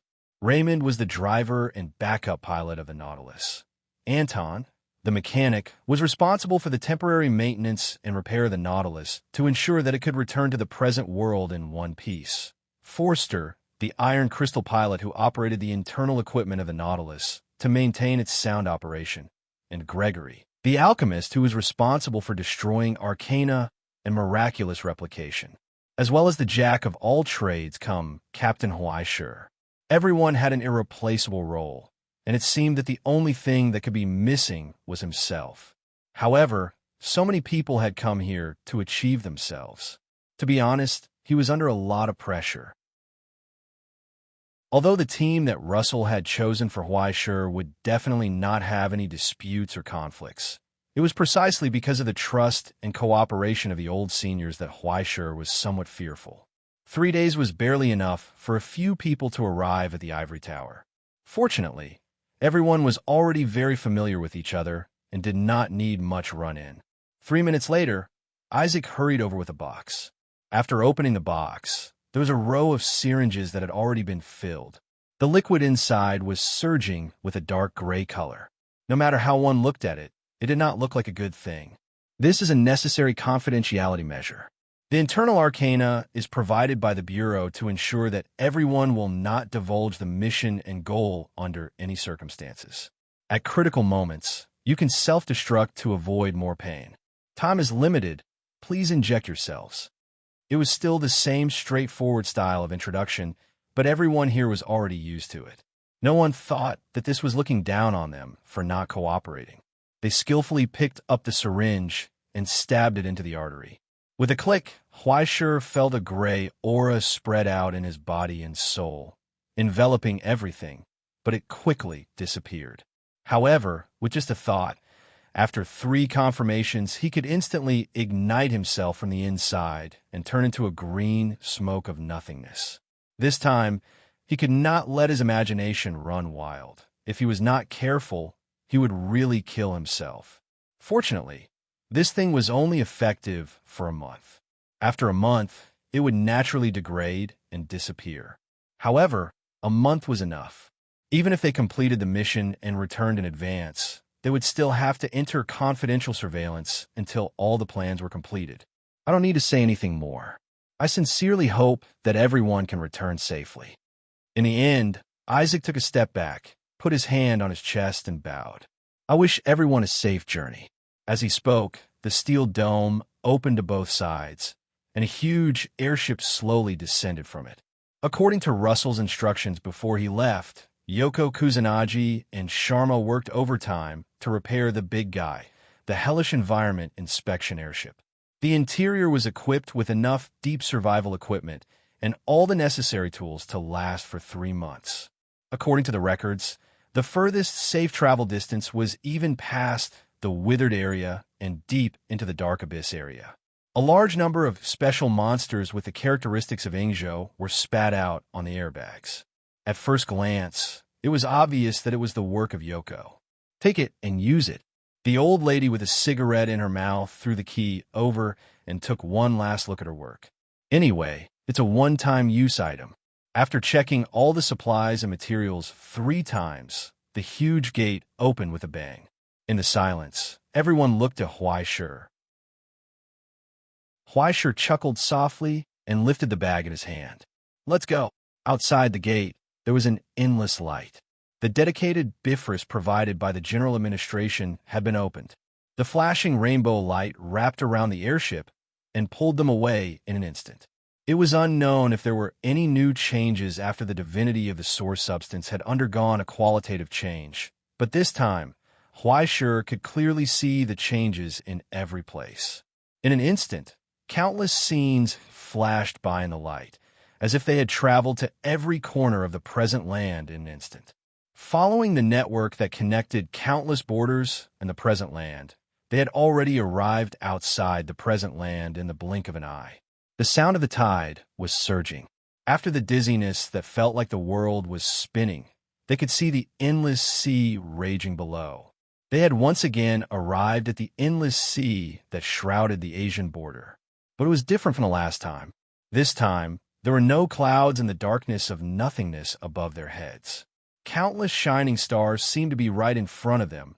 Pale, scarlet, dark green, and ominous radiance constantly flashed. That was the distance between hell and the present land. They were almost right in front of them. Just behind them, there was still an endless stream of behemoths flying out from the gate of the Bifrost. Like giant pillars, they spewed flames and rose into the sky, forming an endless array with countless giant pillars floating there. The rainbow light between them formed a giant net that shrouded the sky. After a long warm-up, the branch components from the Bifrost finally formed a brand new expansion link. In the future, the power of the present land shrouded this endless sea. The defense line is about to be activated. We have to speed up. Forster, the chief engineer, turned around and said to Raymond, "If we're any later, I'm afraid we'll be locked in the gate." Raymond nodded and pulled the operating lever all the way to the end. The huge airship trembled violently and quickly began to fade. Like a chameleon, it hid in the void and disappeared. The anti-force coating was activated. After passing through countless shrinking holes in the net and sending out a final signal to the present land behind them, the airship entered a state of silence. Everyone's heart sank. From this moment onwards, they would lose all assistance from the present land and truly step into hell. They were not falling, but rising, toward the ferocious stars. But behind them, there was a vast and terrifying wave, as if the present land was collapsing and echoing in the void. It did not use sound waves as a carrier. Instead, it overlapped the ripples of countless source substances and turned them into a tide of source substances that could drown every soul. It spread in all directions. It was like a song. At that moment, Huaisher looked back in shock. From the reverberating rhythm, he felt the sound of a certain behemoth. It was a sound from the present land. Under the pull and cover of countless bifrous links, it was as if a chain so long that the beginning and end could not be seen was bound to the endless sea. Then, with infinite force, it pulled the sea inward. No, it should be said that it was like a quilt. The monstrous tide rolled up, and endless waves of light surged along the links. Under the control of gravity and the Bifrost, it was like a thick quilt covering the present land that was shrouded by the three major seals. It was not only the endless sea here, but also the melting mountains in the far Middle East, the endless wilderness in the Russian Federation, and even the eternal white fog that shrouded the American border. With each border as a node, the Bifrost links were spread out. It involved the world formed by the materialization of the borders and rolled inwards. In the end, the six sides closed, forming a self-operating cube that completely enveloped the present land. At this moment, in the magnificent changes that were difficult to observe even if one exhausted their vision, Huaisher finally understood why the countless borders were regarded as the city walls of the present land. It was not just the relationship between space and the inside and outside, but even the domain between the borders was the city wall itself. At this moment, in the abyss that was comparable to the void of the universe, surrounded by the ominous stars, there was only this existence that was difficult to be accommodated by one's vision. Compared to it, any existence was just a drop in the ocean. It was the world itself after the border and the present land combined. The present land's defense line. The defense line was officially activated, which meant that from this moment on, the present land had officially entered a state of war. Around the present land, above the shell formed by countless borders, there were already countless dark clouds slowly shrouding it. Before the deep tide reached the present land, the rulers and large groups in hell were still unable to release their power on a large scale. However, this did not prevent them from beginning to gather their power, forming an alliance with each other, or beginning to communicate with each other. The leaders of large groups who occupied the geographical advantage had already sent invitations to powerful existences deeper in. Some of them were even the claws and teeth of some behemoths in the dark abyss. In front of the stars, layers of shadows surged. Strands of aurora-like bonds extended and entangled with each other, shrouding the dark abyss in a dazzling light. Unfortunately, it was not the gate of paradise. It was the stairway to hell. Chapter 1009. Looks like there is indeed a golden dawn at work here. In the central decision-making room of the Directorate of Governance, the observation results from the bronze eye were presented, and the upper echelons of the present realm were whispering among themselves. Not only the various departments of the Astronomical Society, but there were also commissioners from the five mainstays, as well as emissaries from the five major lineages. The Egyptian commissioner, who had calmly entered into an autistic state, was holding two positions and was even communicating with the Directorate of Governance's commissioner beside him, and then signing an agreement. Long before this, Egypt had already entered a standalone mode. Although he did not know what kind of agreement the pharaoh had reached with the Silencer Stone Tablet, the fact that the precursor assembly had approved his proposal was ridiculous. But what should be done still had to be done. In 1/6 of Hell's defense line, the Golden Desert was already filled with Egyptians. According to the Directorate of Governance's observation, they had even moved 1/3 of the pharaoh's tomb, which was indestructible. Even if destruction wanted Su Apophis to crash head-on, there would be no problem. If you want to die, the pharaoh will die first. They have already put up their ancestral tomb. What other request do you have? Are you even human? They had invested more than twice the resources of the other lineages in exchange for this impregnable defense line. And in exchange, the Directorate of Governance would not interfere with the internal affairs of the Egyptian lineages and territory. The pharaoh naturally had his reasons for doing so. This was not surprising or noteworthy. Similar conditions and exchanges were more or less in other major lineages, such as the dragon vein of Doomsday, the divine sarcophagus of the Russian Federation, the solar almanac of the Americas, and even the 6 wonders of Rome and the land of wolf's blood. Everyone more or less had some assets that they did not want to show easily. The simulated starry sky has also been spread out in the present realm, right? Mystic Niao complained to the head of the Hall of Discipline beside him. You should at least control your astronomy enthusiasts. Last time, flaws were seen in the stickers made by the War of the Worlds, and in the end, it took us a long time to pacify the theory of the end of the world. Definitely this time. Now, the starry sky of the present realm had probably undergone all kinds of incredible changes, right? Behind the curtains of the Astronomical Society, the countless stars were already frighteningly bright. When hell was closer to the present realm, this distance would be reflected on the stars. In any case, the mystic bird did not even need to look to imagine the scene of the Ketarahu slaughtering its way through the sky. It could only be said that this version of the game was simply too unfriendly to it. His strength was greatly reduced, less than 1/10 of his original strength. In any case, that was what he said to the Directorate of Command. Whether others believed him or not was another matter. Hey, everyone's here. The noble blood priest from America sat over and said with a smile, about the water thing we talked about a few days ago, I'm not talking. Get lost. A row of rolling eyes interrupted this bullsh *T topic. An ear-piercing alarm sounded from the projector again. Origin's substance rippled like a geyser, spreading out from the vicious stars of the infernal realm. A massive shadow began to emerge from the darkness. It spread its huge wings that were full of cracks and deformities and soared freely between the depths. The ferocious body tore apart the rainbow light that shrouded the border.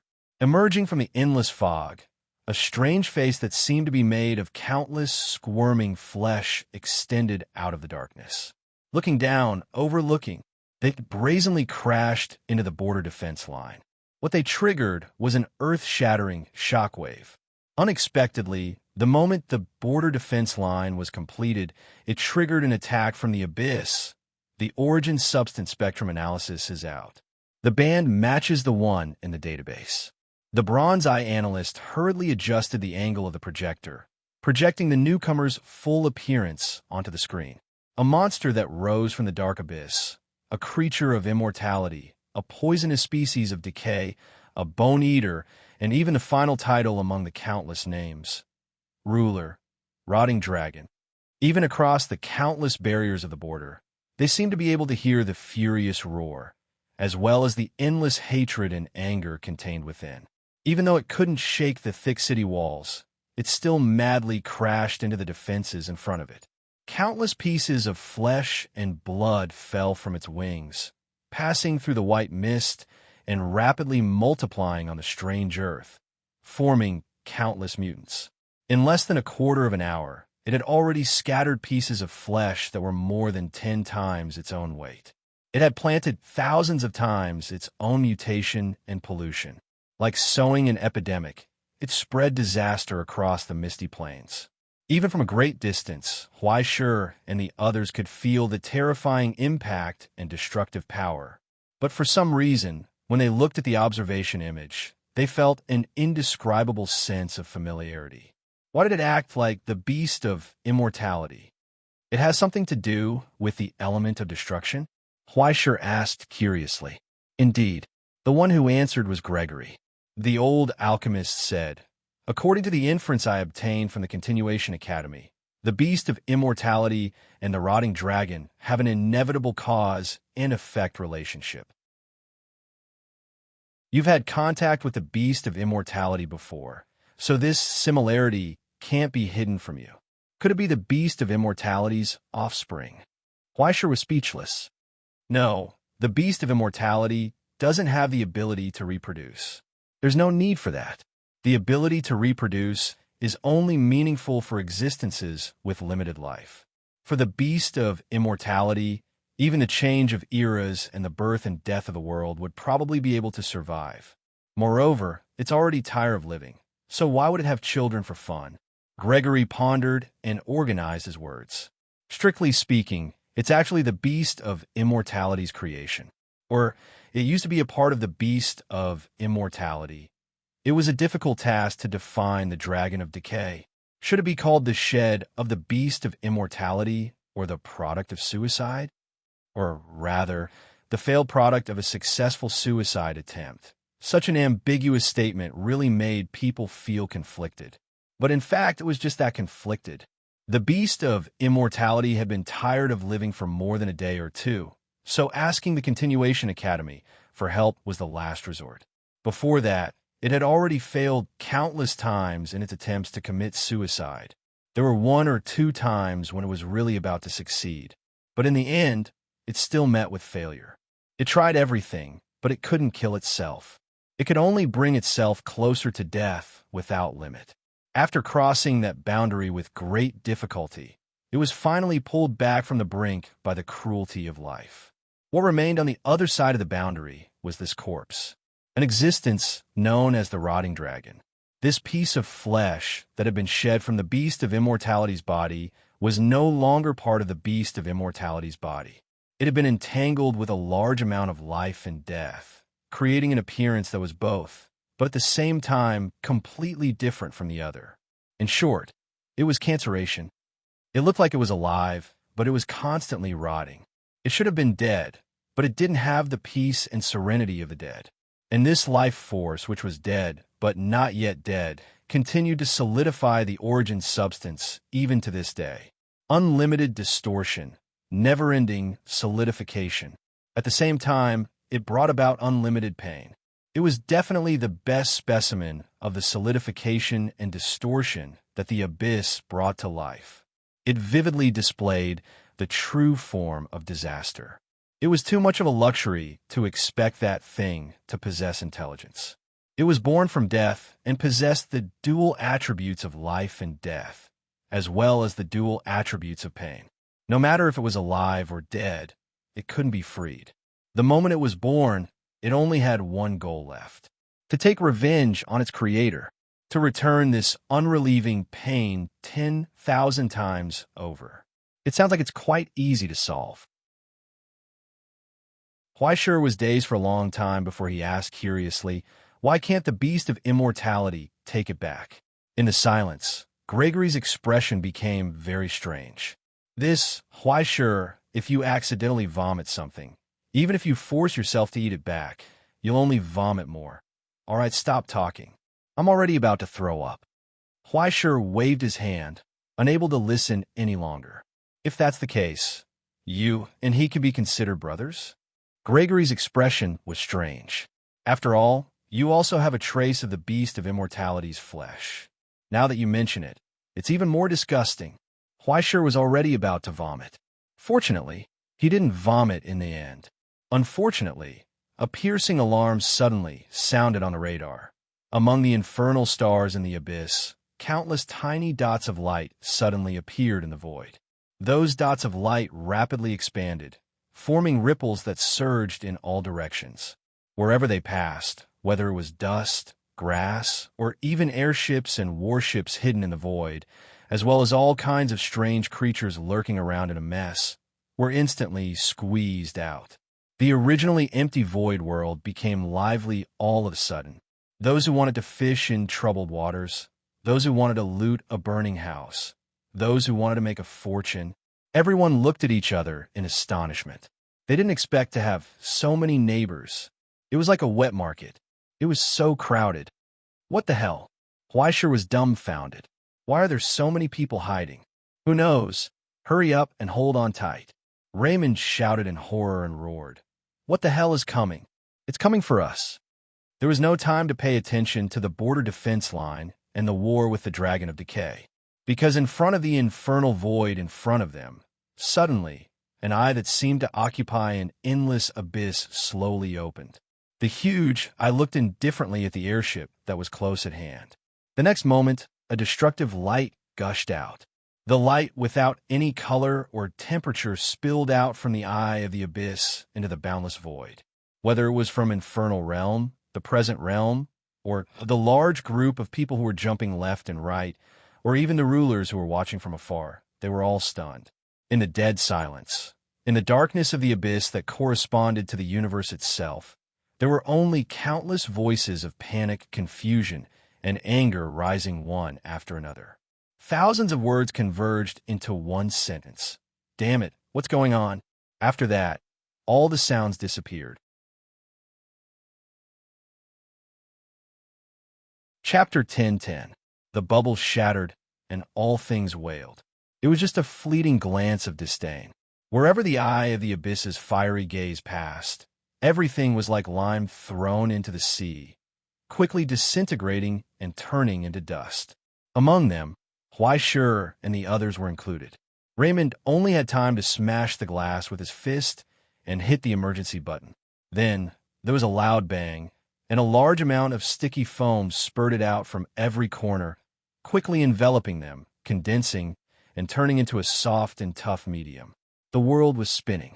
The airship's figure flickered on the spot for a moment, overloaded, and suddenly appeared in another area 2 depths away. But the cold gaze from the corner of the eye still swept over. The airship shook again, flickered again, leaving behind a large pile of broken parts, and escaped 2 depths again, but the light from the corner of the eye was still blazing. Finally, there was an explosion in the spot. The core of the airship finally managed to evade the deadly shockwave with its final flicker. In the blink of an eye, from depth 1 to depth 6, everything welcomed a merciless and destructive attack. Even the Dragon of Decay was caught in it. It roared furiously. There were only a few survivors, and they were in a sorry state. It hit, just 16 depths away, in the vanguard army of the King of Withered. On the flagship of the Najilfa fleet, the Abyss Jester clenched his fists in excitement. Immediately, he heard the observation result of his colleague at another depth. No, it didn't hit. Among the messy communications, there were orderly communications and reports. Coverage attack completed. Most of the targets have been eliminated, the announcer said hurriedly. 16 fragments are falling down. For in the east, 3 in the west, 6 in the depth, 9 in the depth, 11 in the depth. The cannon fire on the flagship did not stop. Following the narration of the observer, a small-scale roll call began. In an instant, 8 of the large fragments or fish that had escaped the net were vaporized, but 8 of them fell especially fast and had already fallen in a hell below. Action begins. The Abyss Jester's hoarse voice sounded. Quick, quick, quick! Everyone surround them. Let the Sea of Titans cooperate with us to wipe them out immediately. Don't let the Calamity sword escape. The threat level of the target is extremely high. The moment you discover it, retreat immediately and call for reinforcements. If necessary, you can use your last resort. Release the realm and capture Huaishur alive. After a short period of silence, countless question marks floated up from the origin substance transmission until the speaker coughed awkwardly. Dead ones are fine too. I can use them anyway. Tear him to pieces. In short, regardless of the cost, kill him and be done with it. As the abyssal jesters who occupied the middle layer of the major forces reached a consensus, countless large groups were mobilized and moved toward Huaishur. The killing intent was ferocious. Source of attack detected. Full coverage and saturation strike. It's the Najilfa fleet. The Withered King's Najilfa fleet. Suddenly, the silhouette of an abyssal crocodile emerged from the darkness. After a short period of dead silence in the decision-making room, they continued to operate in an orderly manner. Everything had already been planned, so what was there to panic about? 61,000 plans were piled up like a mountain, and they had already covered the majority of emergency responses. At this moment, even if they were slightly stunned, they were not panicking. However, no one could understand why such a large force would be exposed before the two sides had even engaged in battle. They didn't even attack an inch of land at the border. Instead, they first cleaned up the depths around the realm.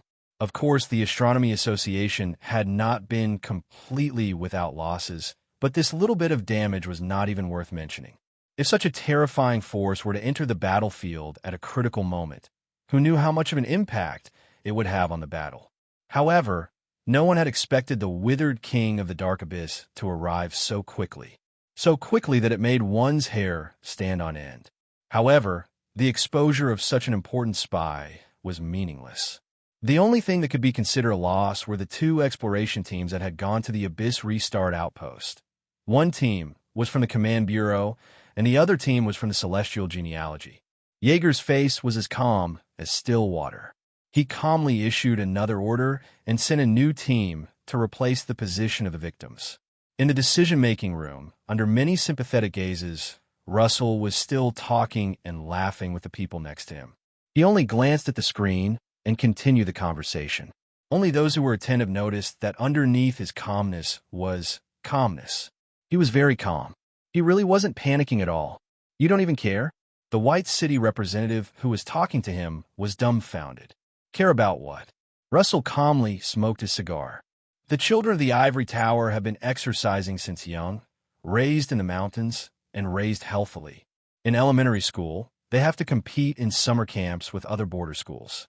They don't even care if they have a 90-degree fever. You know about radioactive waste, right? He drank it like water when he was 17 years old. A mere deep impact can't kill him. F*CK, the Ivory Tower is so F*King weird. The expressions of the people around him twitched. Come, let's continue talking.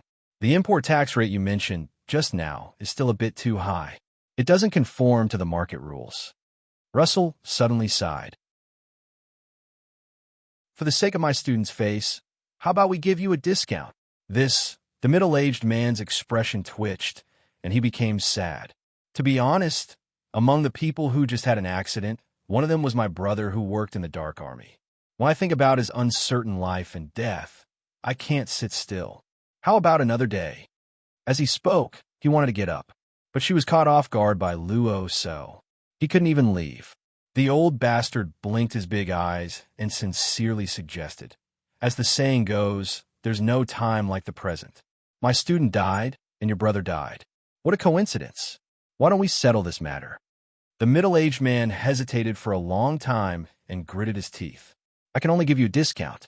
I can't lower it anymore. I really can't lower it anymore." "Then how about you leave the fine processing to us?" Russell went along with the flow. "It's much cheaper than America. Just take it as your brother's life and death is still unknown. Let's settle it this way. It can also comfort his soul in heaven." The representative of White City hesitated for a long time and squeezed out the words from between his teeth. "My brother is not related by blood." In this way, the conversation continued. The war preparations continued. The world continued. Everything never changed with the life and death of a certain person. 6 hours ago, Depth 14, Ice Gush Gorge. In the frosty wind, a deep crack suddenly opened in the air, revealing a dim scene that seemed to be inside the body of some strange creature. As the purple flesh wriggled, several bodies covered in mucus drilled out and fell to the ground, panting in embarrassment. The crack closed and disappeared. Strangely, the sticky liquid that stuck to their bodies rose against gravity and quickly disappeared. When the 6 people got up from the ice and snow, there was no dirt on their gray cloaks. The difficult trek in the long darkness just now was like an illusion. However, the real journey had only just begun. On the arm under the cloak, the insignia of the Dark Army was revealed. The exploration team from the Directorate of Defense, the 30th Outpost Activation Team. Captain Rod Providence, who was leading the team, looked around and looked down at his watch. Rest for 3 minutes. Stay alert. Exploration team member heard the news and died. The team member sat on the ground silently and took the time to rest. Although they used a crack that they accidentally found in the past and directly crossed 12 depths to come here, the road ahead was still long. Tossel took the time to adjust the equipment, released a drone, and flew into the distance. However, only a vague outline in the distance could be vaguely seen in the snow. It was difficult to distinguish the details. "It's not working." The density of the precipitation in hell is too high. The drone has lost signal. He looked up and reported. The equipment is not good. Rely on the naked eye. Rod looked down at his watch. It's time to rest. We should go. Exploration team member Alk Theros died. The team members packed up their equipment and packed their bags silently. However, when they stepped forward, they noticed something fine under the snow that was plowed by their feet. The exploration team members raised their weapons warily. Under the snow powder, half of the dried plant roots were exposed. The frozen dried flowers still maintained their bright colors. They could almost smell the cold fragrance rippling in the cold wind. What? Don't be nervous. It's just flowers. Tossel breathed a sigh of relief and put away his weapon. Let's go. Exploration team member Tossel died. Okay, let's go.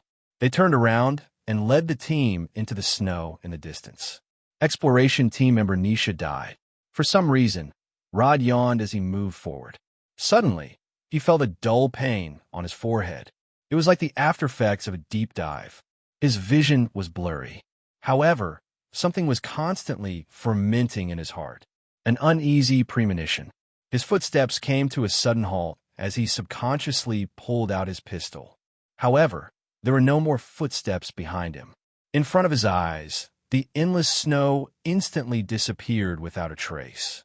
Instead, it was replaced by gorgeous flowers that covered the entire world. A sweet and seductive fragrance spread, and countless butterflies poured out of their mouths and noses. They were accompanied by sticky blood. The hell that was supposed to be filled with eternal snow was now filled with an endless sea of flowers. Rod fell into a daze. The vines danced like snakes and pierced into the bodies of the members of the exploration team. They rooted themselves deeply into their bones and brains, controlling their senses and reading the signals in their brains. A breeze blew, and the sea of flowers surged, making a noisy sound. Yen %% hashtag. Yen at hashtag, yen hashtag asterisk. Here. Is there a natural passage here? How wonderful. The androgynous voice echoed in Rod's ears. You should be the people called the Astronomy Club, right? What are you doing here? At that moment, Rod thought of death. Exploration team member Rod died. 4 minutes after entering the Ice Rush Gorge, after the second team, Postman, the third team, Cloud Prophecy, the 21st team, White Coat, and the 26th team, Gecko, the 30th team, South County, was all wiped out. Cause of death, bad luck. The deep dive brought them to the passing ruler of the sea of flowers. In an instant, they were swallowed by the sea of flowers.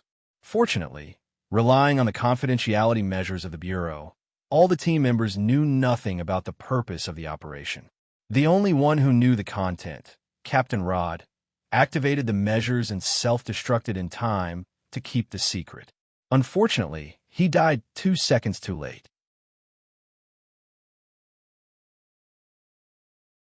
Chapter 10:11. The short 2-second hesitation allowed the ruler to read a small number of fragmented memories, including 2 unimportant conversations, a sonnet poem, a painting given to a friend, and even a small part of the plan under the depths. There were also a few strange names. They're all useless. The amorphous sea of flowers fell into a short period of thought, then gave up. It was just a happy little flower, not good at thinking about such complicated problems. Your brains are very developed and useful. I'll leave it to you. It said to the Abyss Jesters who were loyal to it.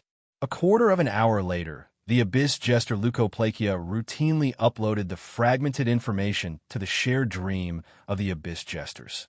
The fragmented information was mixed together with the fragmented information. Like the other incomplete information, there was no value in distinguishing it. After another 5 minutes, the alarm was triggered.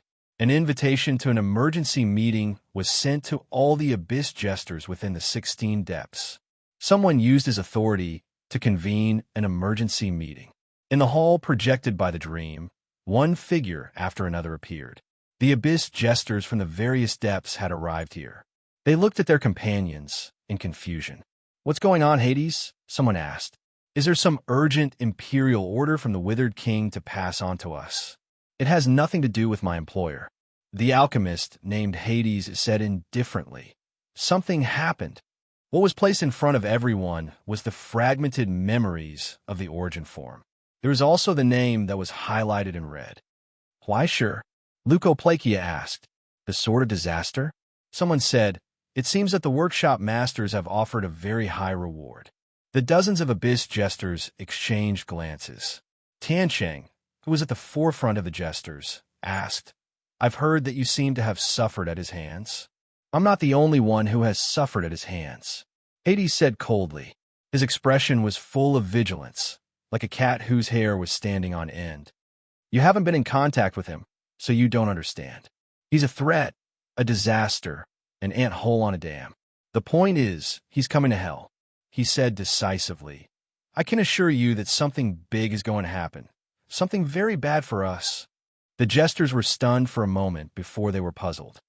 Is it really that exaggerated? It's that exaggerated, Hades said decisively. I suggest that we increase our vigilance in the near future and increase our surveillance of all the entrances to hell. Prepare to deal with the crown. Once we find traces of them, we will eliminate them at all costs. Tianqing pondered for a moment. What's the reason? There's no reason, Hades said. I don't have anything to convince you to be more vigilant. I don't know what he wants to do, and I don't know if he will come.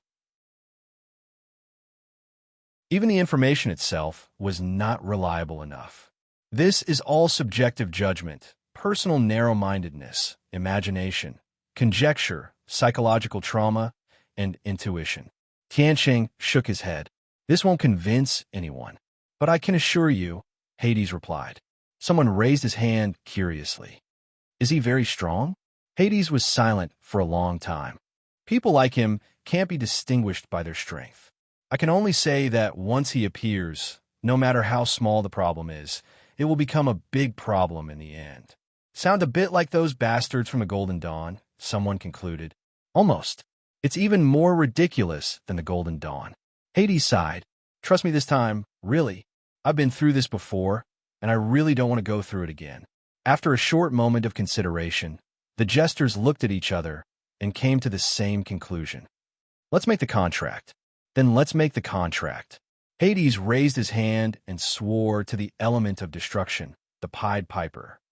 Under the witness of all the mysteries, we will be honest with each other, work together closely, and never harbor any evil intentions. I promise that everything I've said is based on my rational judgment. I need your help, and when necessary, I'll definitely pay you back with an equal amount. The moment the contract was completed, everyone felt a gaze from the deepest part of the abyss. It was recognition from the Pied Piper. Even there was a hint of admiration in it.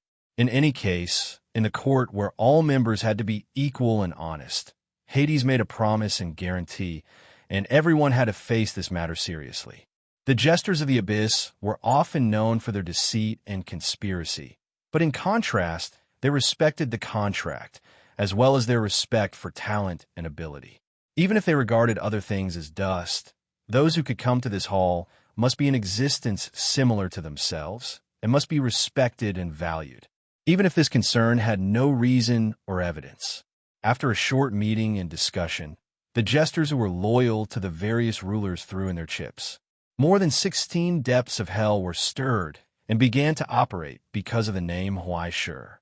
It was just an incomplete piece of groundless information, and they threw in such a huge amount of chips. It could be said that it was crazy. But was there a lack of crazy things in hell? Peace was not the norm. Perhaps Hades was oversensitive, but many of his colleagues had an unusual agreement and recognition for such a cautious attitude. Anyone could be oversensitive, but who dared to put in such a big bet because of an inexplicable premonition? At least at this moment, everyone had successfully reached a consensus, although they did not know what had happened. But no matter the cost, they had to kill Huai Shur first. In a loud roar, Huai Shur fell to the ground. He tore open the solidified foam inside the airship with difficulty, climbed out with a dirty face, and encountered another wave of explosion. Ba ba ba. He spat out the ashes in his mouth and looked around. Is everyone okay? The victims raised their hands, indicating that they were fine.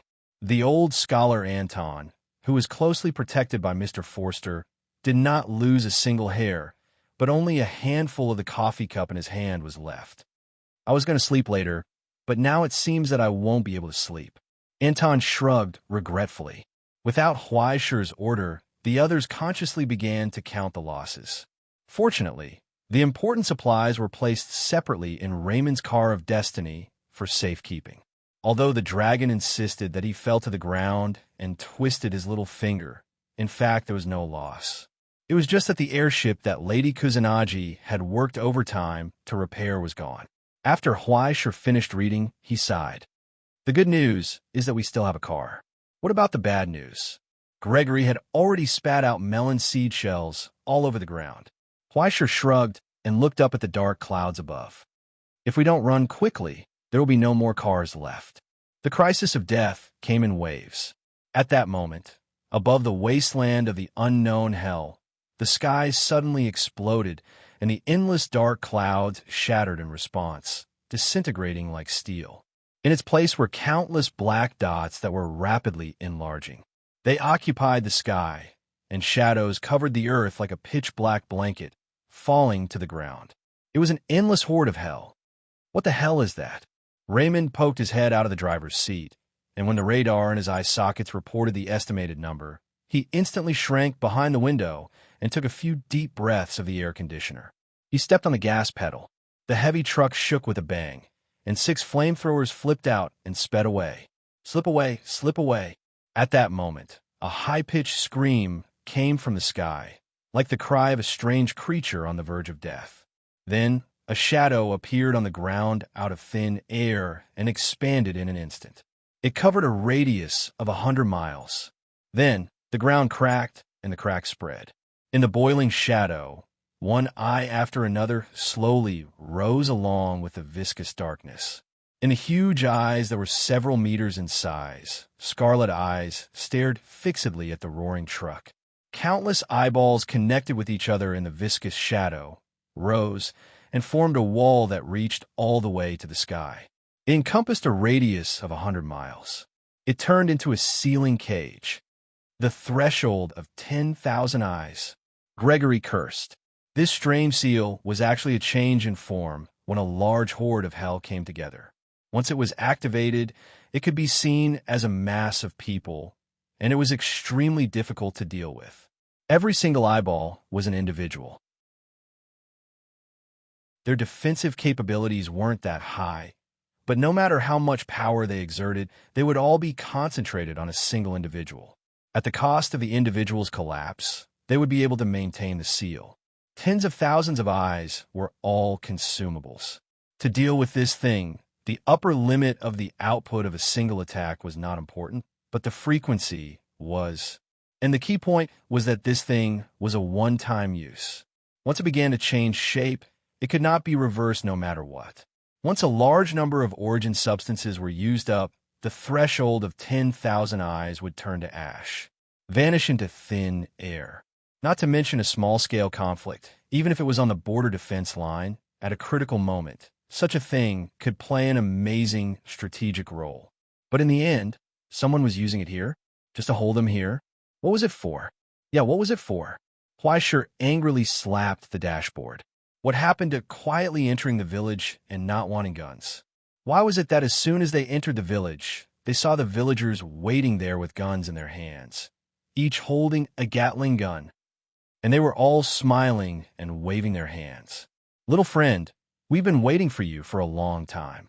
Suddenly, they had a subtle feeling that they were being targeted. There was a loud boom. The seal that had risen from the ground was suddenly deformed under the impact of the truck, and then the entire truck was forcefully bounced back. As the sky and earth spun, 2 eyeballs exploded into paste, but the seal of the threshold of 10,000 eyes was as firm as ever. After a short shackle, the strange large group of creatures in the sky finally landed on the ground. Like sticky slurry, they shattered the moment they hit the ground, but quickly wriggled and reformed again, converging toward the truck, entangling the tires in the body of the truck, trying to penetrate through every opening, Under the shattered dark clouds, the silhouette of a huge bone whale appeared. The rotting whale soared in the sky, and a stooped figure draped in grayish-black hemp clothes stood on the whale, blowing a low horn. And so, countless white dust fell. After falling into the wriggling sludge, it quickly sprouted, grew, and spread. Pale white bone thorns grew out of the sludge. In the blink of an eye, white bones covered the ground like a forest. Blood-colored fruits fell from the branches, turning into twisted mutants that pounced on the truck without any regard for their own safety. Plague whale cultivators and undead species. First, it was the Withered King's Najilfa fleet, and then it was the Sea of Thunder's signature large group. Gregory was dumbfounded, but this wasn't the main point. They couldn't even break through the defense of the truck itself. At best, they could only cause some obstruction and trouble. The real key came from the vortex in the sky that was getting bigger and bigger. No matter how you looked at it, it looked like a portal.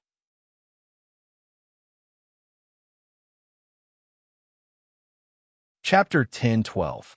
Thunder shook the sky, and hell rumbled. Under everyone's observation, two large hands suddenly stretched out from the black cloud vortex, abruptly opening up a gap in this desolate hell. Then, a ferocious body, like a mountain range descending from the sky, stretched half of its body out from within. The Mountain of Withering. It was the Hell Vanguard that the King of Withering had given him the title of Hell Vanguard. Just its body alone was large enough to tear hell apart. Even though it was an exaggerated scale from the earth to the sky, only half of its body could reach through the vortex. Dozens of sharp arms were pierced with huge copper nails and entwined with chains.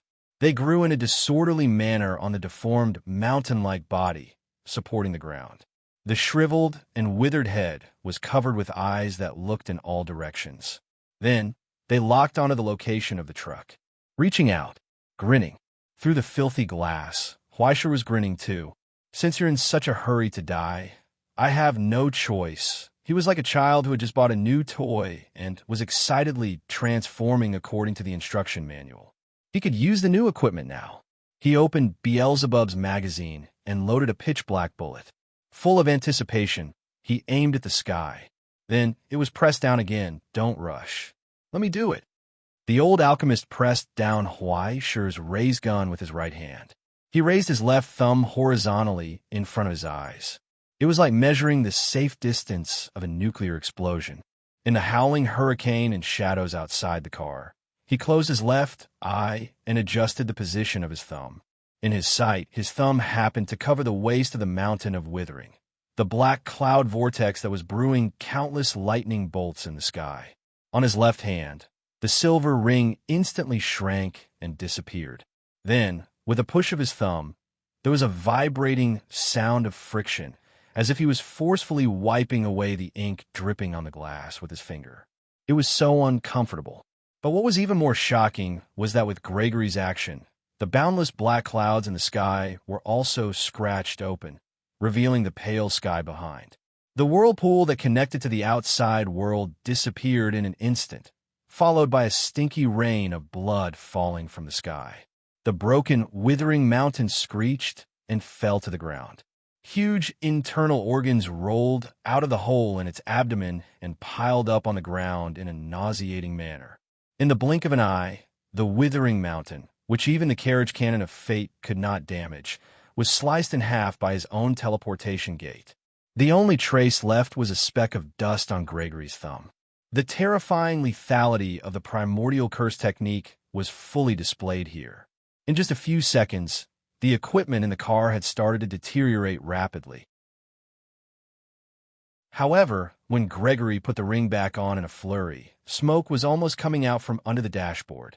The old thing's hands trembled like chicken claws. Yet another shattering sound came from the sky. An even larger shadow appeared in the sky, separated by hell itself.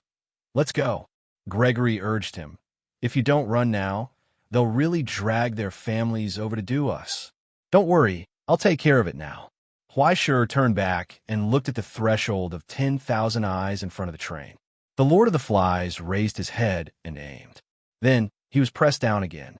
It was the second time. Huaisher turned her head in astonishment and saw her old acquaintance, Engineer Captain Foster, rolling down the window. After he elbowed a mutant that had climbed up, he pulled out a thick ancient book and opened it in front of the threshold of 10,000 eyes blocking the road ahead.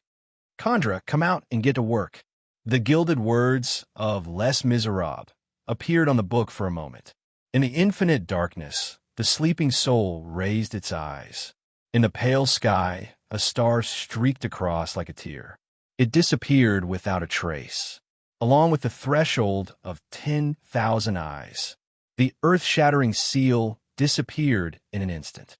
The pages of the book closed, and the phantoms of countless chains appeared and contracted. Once again, it was put into Forster's arms. At the rear of the truck, flames spurted out again. In an instant, it crushed all the bones and mud in front of it, broke through the restraints, leaped over the canyon, and fell from the other end, leaving behind a trail of dust.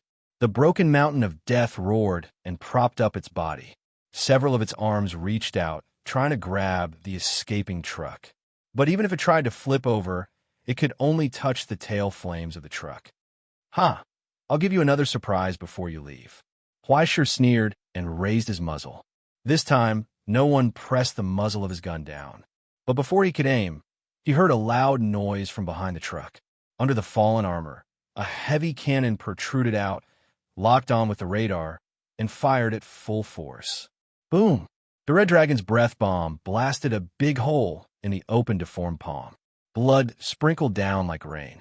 It fell slowly. "Yay!" Raymond cheered and whistled excitedly.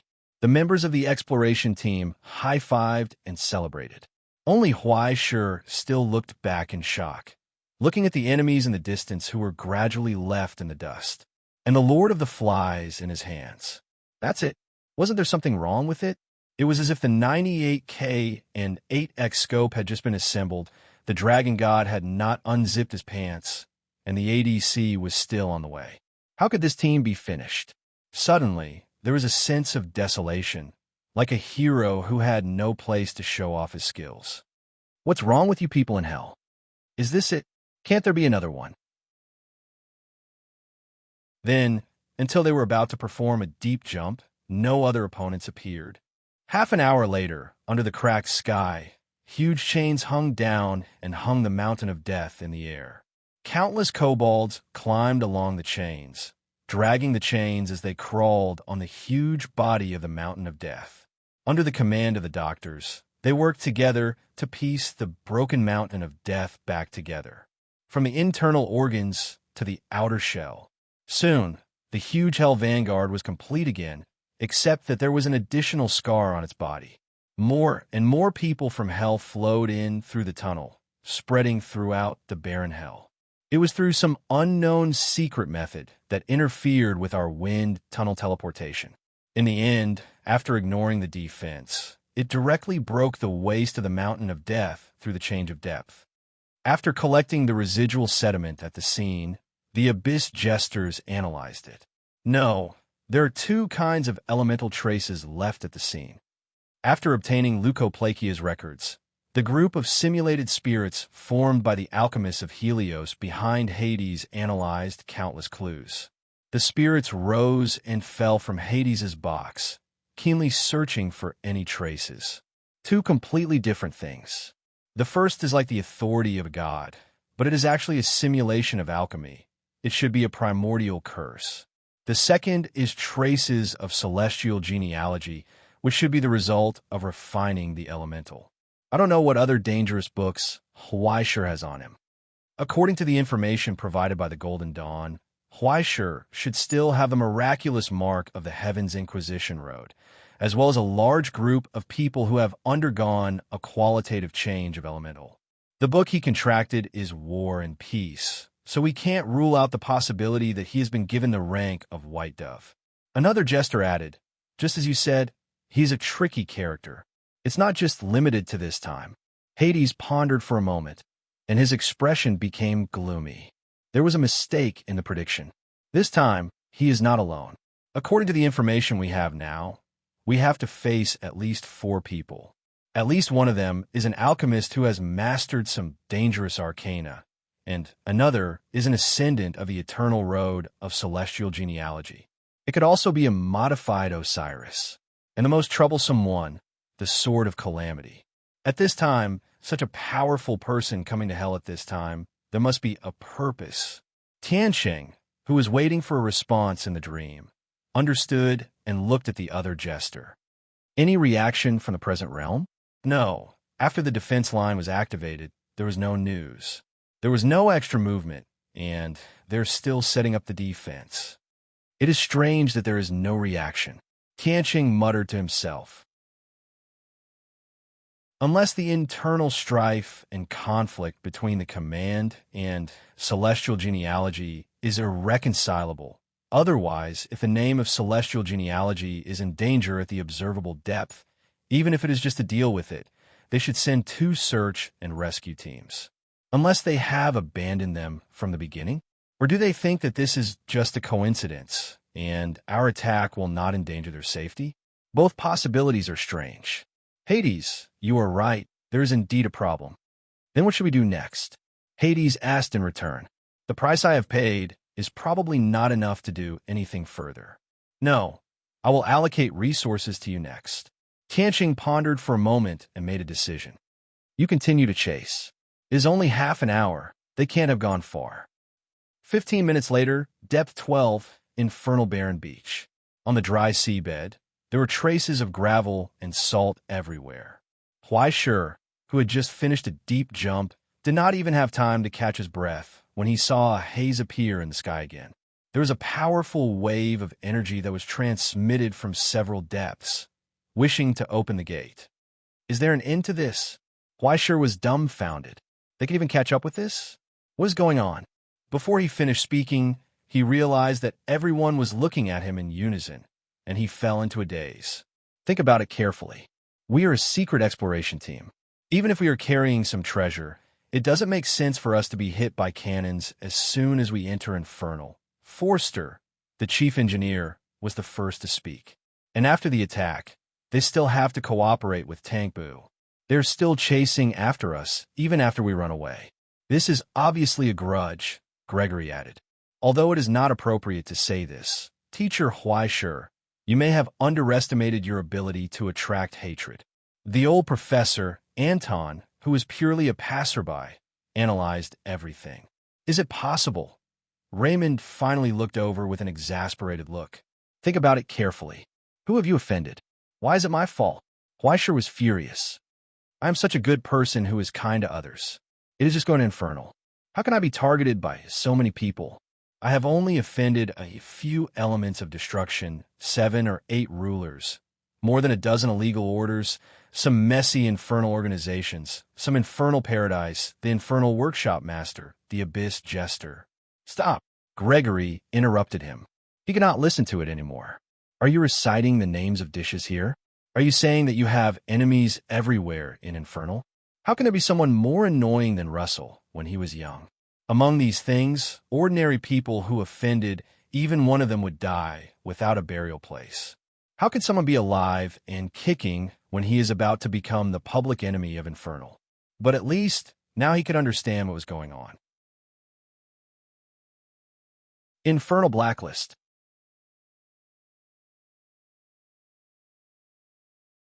Chapter 10:13.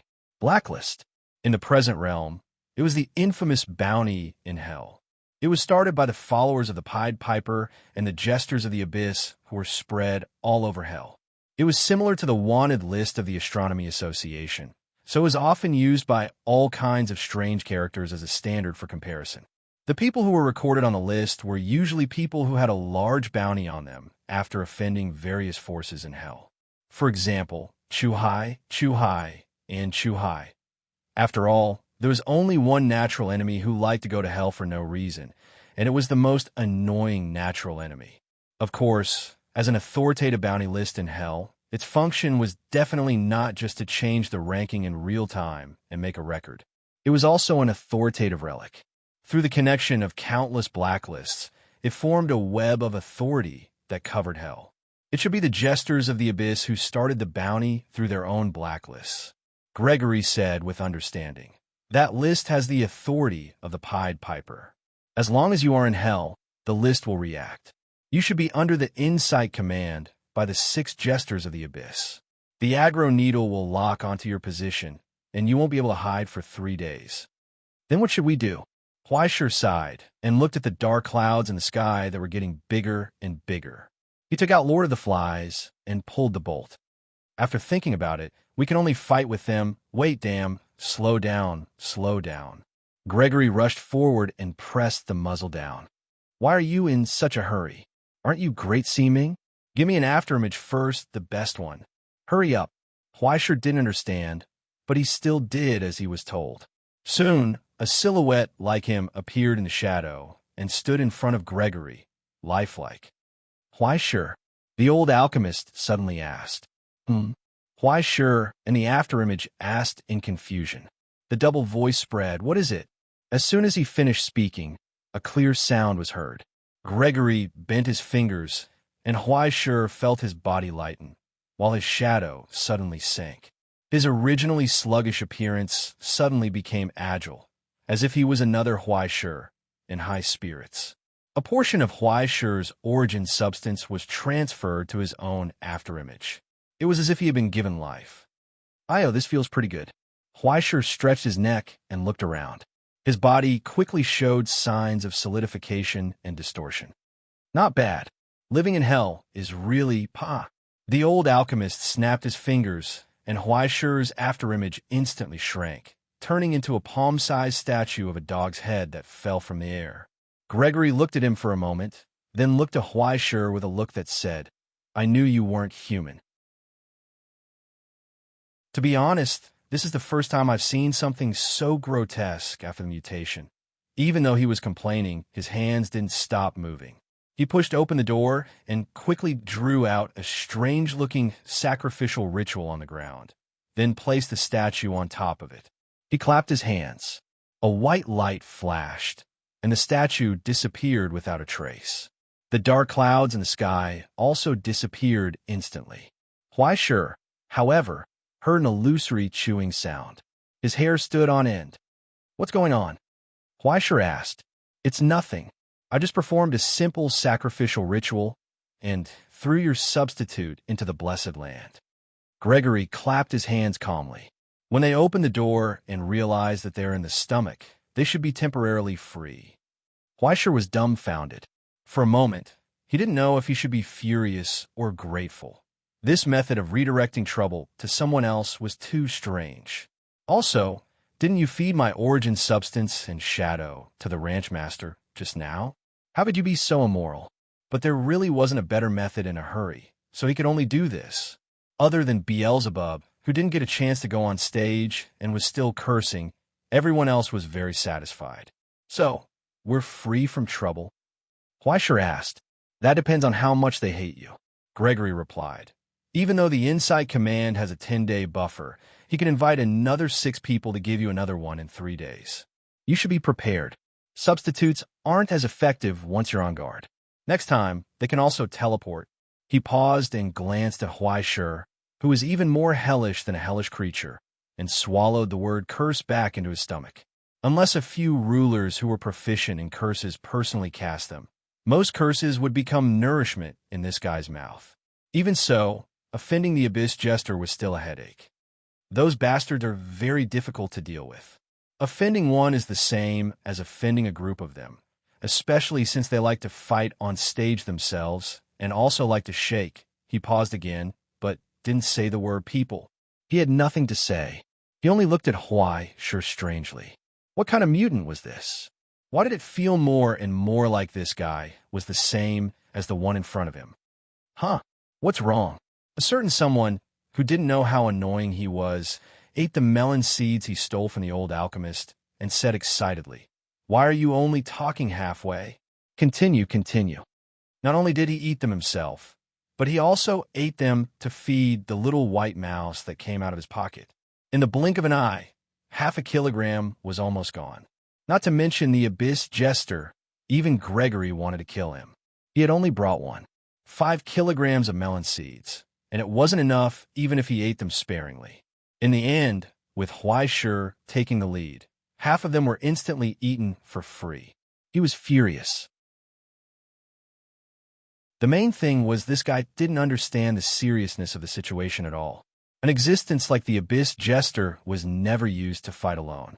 As believers of the element of destruction, the Pied Piper, these people came from different backgrounds and covered almost every corner of the present realm, the borders, and hell. Whether they were the leaders of large groups, mutants, humans, or even other beasts. As long as they pursued the wisdom of the Abyss, they could receive the Pied Piper's blessings and obtain the qualifications to enter the eternal dream. In the present realm literature, these were the members of the legendary Hell's Chat group. Among them, there was no lack of strong rulers, but there were also fragile existences who couldn't stand the wind and rain and could only survive in a thermostat bottle. But in the end, these guys were never known for their strength, but for relying on stronger people. Most of the time, in all sorts of hells and complicated environments, this group of people would appear in the capacity of support. They provided various solutions to various rulers and various large forces, and even participated in them personally, pledging their loyalty to the great existence and contributing their strength. This was a group of people who could perfectly cameo in important positions such as HR, product managers, operations, finance, and so on in Hell's monopolies. Things were precious when they were rare. In Hell, there were 9.5 out of 10 people who could fight. However, there were far too few people who had brains. It was because of their outstanding abilities that they could provide irreplaceable help to the rulers, that they could hold important mid-level or even high-level positions in various forces. Once a contract was signed, it would be 100% carried out. Who wouldn't love it if it was cheap and easy to use? What was worse was that this group of people was extremely united and rarely had internal strife or losses.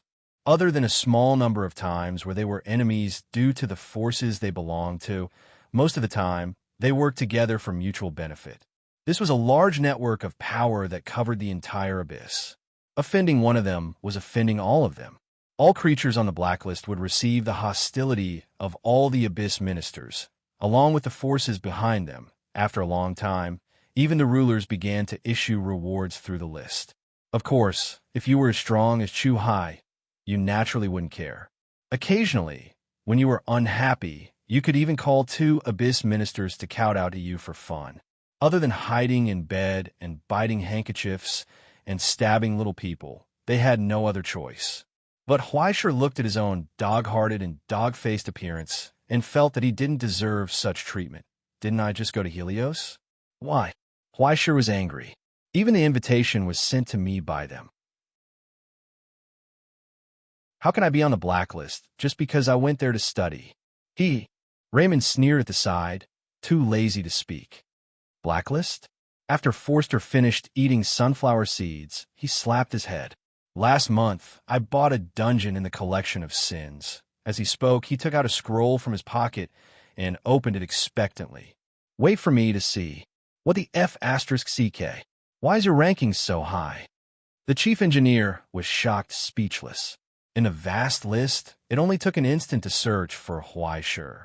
It wasn't because this thing was shockingly efficient, but because Hell's Bounty 91st. In just a few hours, he was in the top 100 of the entire Abyss, and he had the potential to go even further. In front of him was the head knight of the Temple Knights of the Russian Federation, who burned, killed, and looted 7 or 8 times a day in Hell.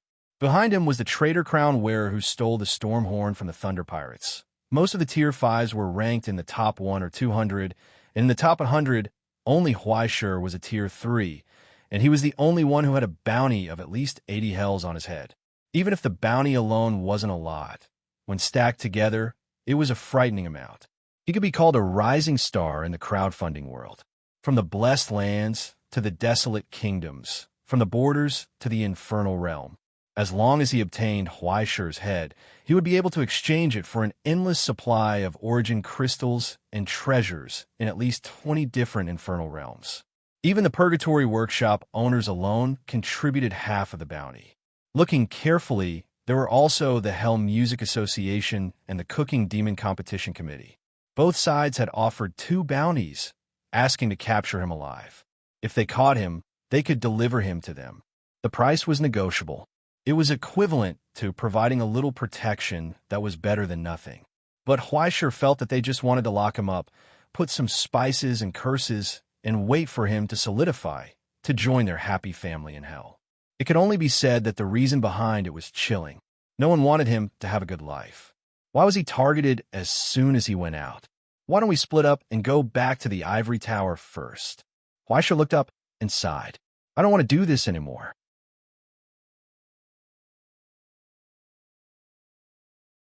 Chapter 10:14. Half an hour later, a tragic shriek rang out from the dark abyss of the sea. Under the pull of countless chains, the twitching and spasming mountain of death finally crawled out of the sea. To be exact, from the endless gastric juice. Only a rapidly decaying skeleton was left, and the remaining muscles were spasming and twitching. As early as half an hour ago, the moment the portal opened, the crown wearer, eager for revenge, roared and rushed through the portal. After half of his body had crawled through, he finally realized that something was wrong. He slammed on the brakes and tried to retreat. Unfortunately, it was too late. The duck neck was already in his mouth, so how could he let it go? In less than half a minute, it was already like this when a large group of people pulled it out of the blessed land. Hades looked coldly at the dying mutant and did not say anything. He just waved his hand. Soon, a large number of living creatures were dumped into the rapidly rising sea of gastric juice behind the portal.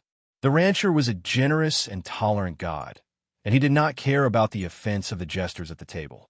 In order to compensate for the missing dessert on the noble's plate, they compensated with 4 large groups of hell. Fortunately, he was not picky, and the only thing he got was the sculpture in Hades' hand that was full of cracks and pointing a middle finger at the intruders. It vividly conveyed the taunts from afar to the attackers. Crack! With a crisp sound, the sculpture was crushed by Hades. The alchemist was still expressionless. He found us. He turned back and said, "What happens next may not be simple." That's true, but we have more important things to do. We can't ignore the situation of the War of the Worlds because of one person. Leucoplakia conveyed the judgment of other colleagues. According to a conservative estimate, we just need to drive him into the depths of hell and let him do whatever he wants. There will be terror in the endless abyss. The depths are indeed a threat, but we can't expect such a person to drown in the sea. Leucoplakia is a killer whale, and the deep sea of hell is his home. Hades shook his head. It's not enough to just drive him away from the front lines. It's too careless to leave a dangerous factor outside. Someone has to come and suppress him, and it's best to chase after him. If he possesses the destructive power you speak of, then we must not slack off. This is your proposal, so I'll leave it to you. Any other questions? No. Hades shook his head. Very good. Tianqing and the clown are very impressed with your determination. Praise is meaningless. Don't worry, there will be sufficient power for you to deploy. At the same time, I will introduce you to someone. Leucoplakia smiled mysteriously and stepped aside.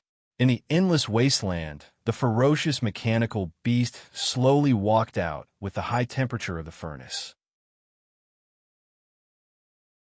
On the back of the aberrant mechanical species, the hunchbacked workshop master from Purgatory grinned, took off the hat on his head, and smiled at him.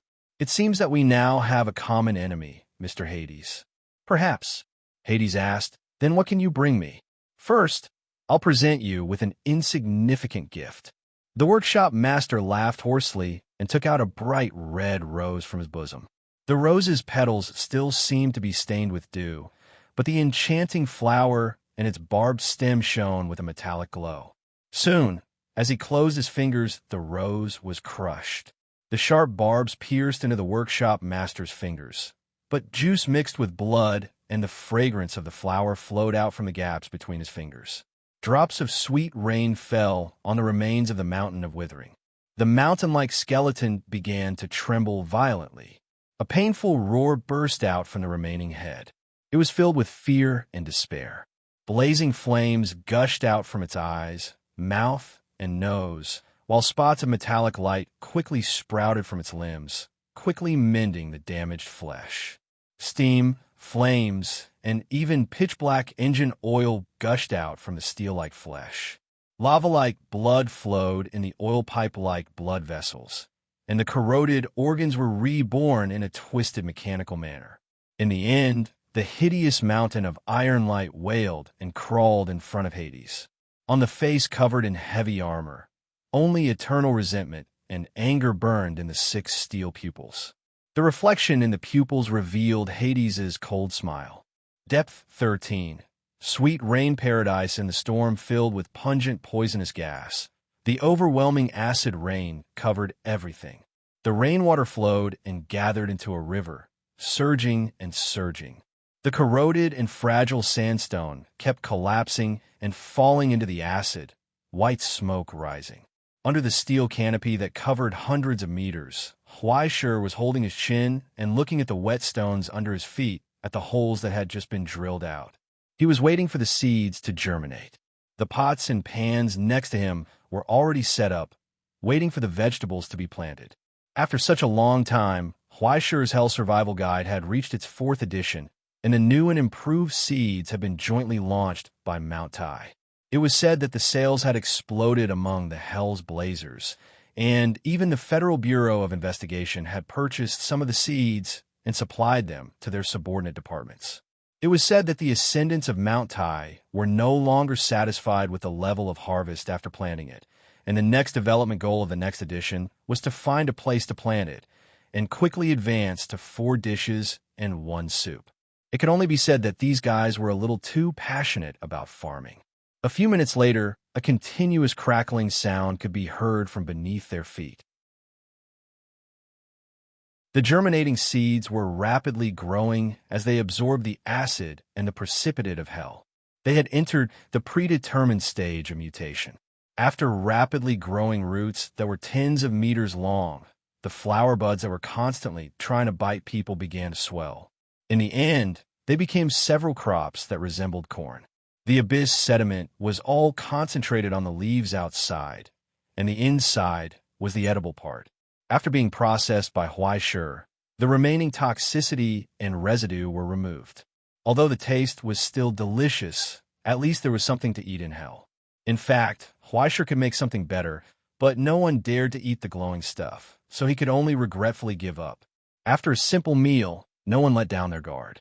After observing the situation for 2 hours and confirming that there were no traces of any pursuers, Huaishur finally breathed a sigh of relief. It seems that we are safe for the time being.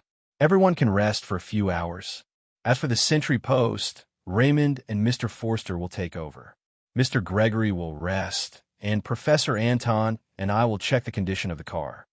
Everyone went about their duties. After putting on the gas masks, Professor Anton took the lead, picked up the wind lantern, and walked out of the car to start his work. Although he was already old, the old professor's skills were more agile than many young people. He had an 8-pack and was full of martial arts ethics. He still held the position of a judge in the school's full-armor combat club. With a wrench and screwdriver in hand, it was not a problem for him to kill 1 or 2 mutants. Huaishur followed behind and did not have to worry about the old professor accidentally spraining his back. He only had to be responsible for assisting and passing the tools. It's not too big of a problem. The internal stress of the outer armor is a bit out of control, and a few weak points have appeared. Later on, the high temperature will be adjusted again. The wear on the tires is also much lighter than expected. Behind the huge bloodstained truck, Anton raised the wind lantern and swept it around, patting the Red Dragon's body. This little guy is still healthy. The body of the car shook slightly, as if in response to Professor Anton's words. No matter how awesome the driver was, he would not dare to offend his own maintenance division, not to mention the Red Dragon itself, who was directly being repaired. He would not dare to talk bad in front of the old professor. It was extremely obedient. Originally, it was expected that we would do maintenance at 4 depths, but now it seems that the actual situation is much more optimistic. If we don't engage in high-intensity battles, our current reserves are more than enough, but I'm afraid that kind of naive thinking is simply unrealistic. After checking all the reserves, Professor Anton turned around and said to him, "What we do next depends on your orders. Why, sure. Fighting alone, losing support, pursuers behind, no road ahead." In the end, Huaisher could not help but sigh. It sounds really bleak. After all, this is hell. No matter how difficult the situation is, it won't be strange. Anton calmly stared at the curtain of acid rain outside the canopy. In the eternally barren world, there were no traces of civilization other than the lights here. There were only eternal dark clouds above the sky. Even if one passed through the dark clouds, there were no stars behind them, only a deep void that led to other abysses. They were already in a place far away from the present, in the wreckage of a world that had died countless years ago. In the countless hells, there were very few that had life, or that could see anything that could move. Most of them were in such a dangerous and complicated environment, empty and dead wilderness. Perhaps there were still some secrets buried underground, or perhaps there was actually nothing. Even if everyone found out the next day that there were actually pieces of flesh and blood behind the cracked crust, they would not be surprised. Anything that happened would be expected. This was hell. Sometimes, even if you prepared 10 times more, you might not be able to use it. But if you could use it, you would feel that your previous preparations were completely insufficient. The unknown was the most terrifying. Now, the problem in front of Huaisher was not the supply of supplies, but the plan that had to be changed. Because of the bounty offered by the Abyss Jester, they had prematurely left the deep stealth and deviated from the established route. They had to correct it, or simply draw a new route according to the existing map. Otherwise, if they continued to walk blindly, they would only get lost in the abyss. And the silver lining was that because of the deep tide and the Golden Dawn's stairway to hell, the connections between the countless hells became closer and closer. They did not have to go through the trouble of deep stealth. They could directly open a path at the weak points of the connections, and even physical connections between several hells would appear.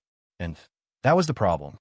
There was no path that could allow Huaisher and the others to quietly return to the original planned route.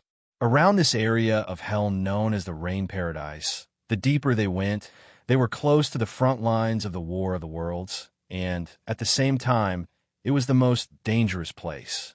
And the 3 surrounding routes were all routes that led to the several rulers' armies. And further down, it would be hell, the Thunder White Plains, where many group leaders were gathered and treated as a large transit station. There were wolves in front, tigers behind, dangerous cliffs on both sides, and sharks swimming in the deep waters below. This was the situation they were facing now. No matter how I look at it, it's a dead end. After the break, during the impromptu meeting, Raymond rubbed the stubble on his chin and sighed helplessly. Is there no safe route for us to quietly pass by? Unless you wait here for another 2 weeks. Forster, the chief engineer, shook his head regretfully. He was responsible for calculating the depth map according to the signal from the lighthouse. The real-time changes of countless hells were in his mind. If he said there was no route, then there definitely wasn't. If he said 2 weeks, then not a day less. But if they really waited here for 2 weeks, they would probably be cold to the bone. How could they leave? Huaisher pondered for a moment and said directly, "If there's no other way, we can only go down." For a moment, everyone looked up. There was dead silence. "Are you crazy?" "Raymond, we don't have to walk down the path of death. Who knows how many large groups there are in the lightning White Plains right now? How can we avoid such a large truck? If we can't avoid it, then we won't avoid it. If we can't avoid it, then we won't spare it. Nonsense. If we don't avoid it, are we going to swagger? Wait, it can't be, right?" Raymond seemed to understand something, and his face twitched. Numb, in the silence, Huaisher rubbed his small hands and revealed a local smile. You're tuning in to the Warrior Lore YouTube channel. Don't forget to subscribe and join us on this journey to catch the most captivating stories.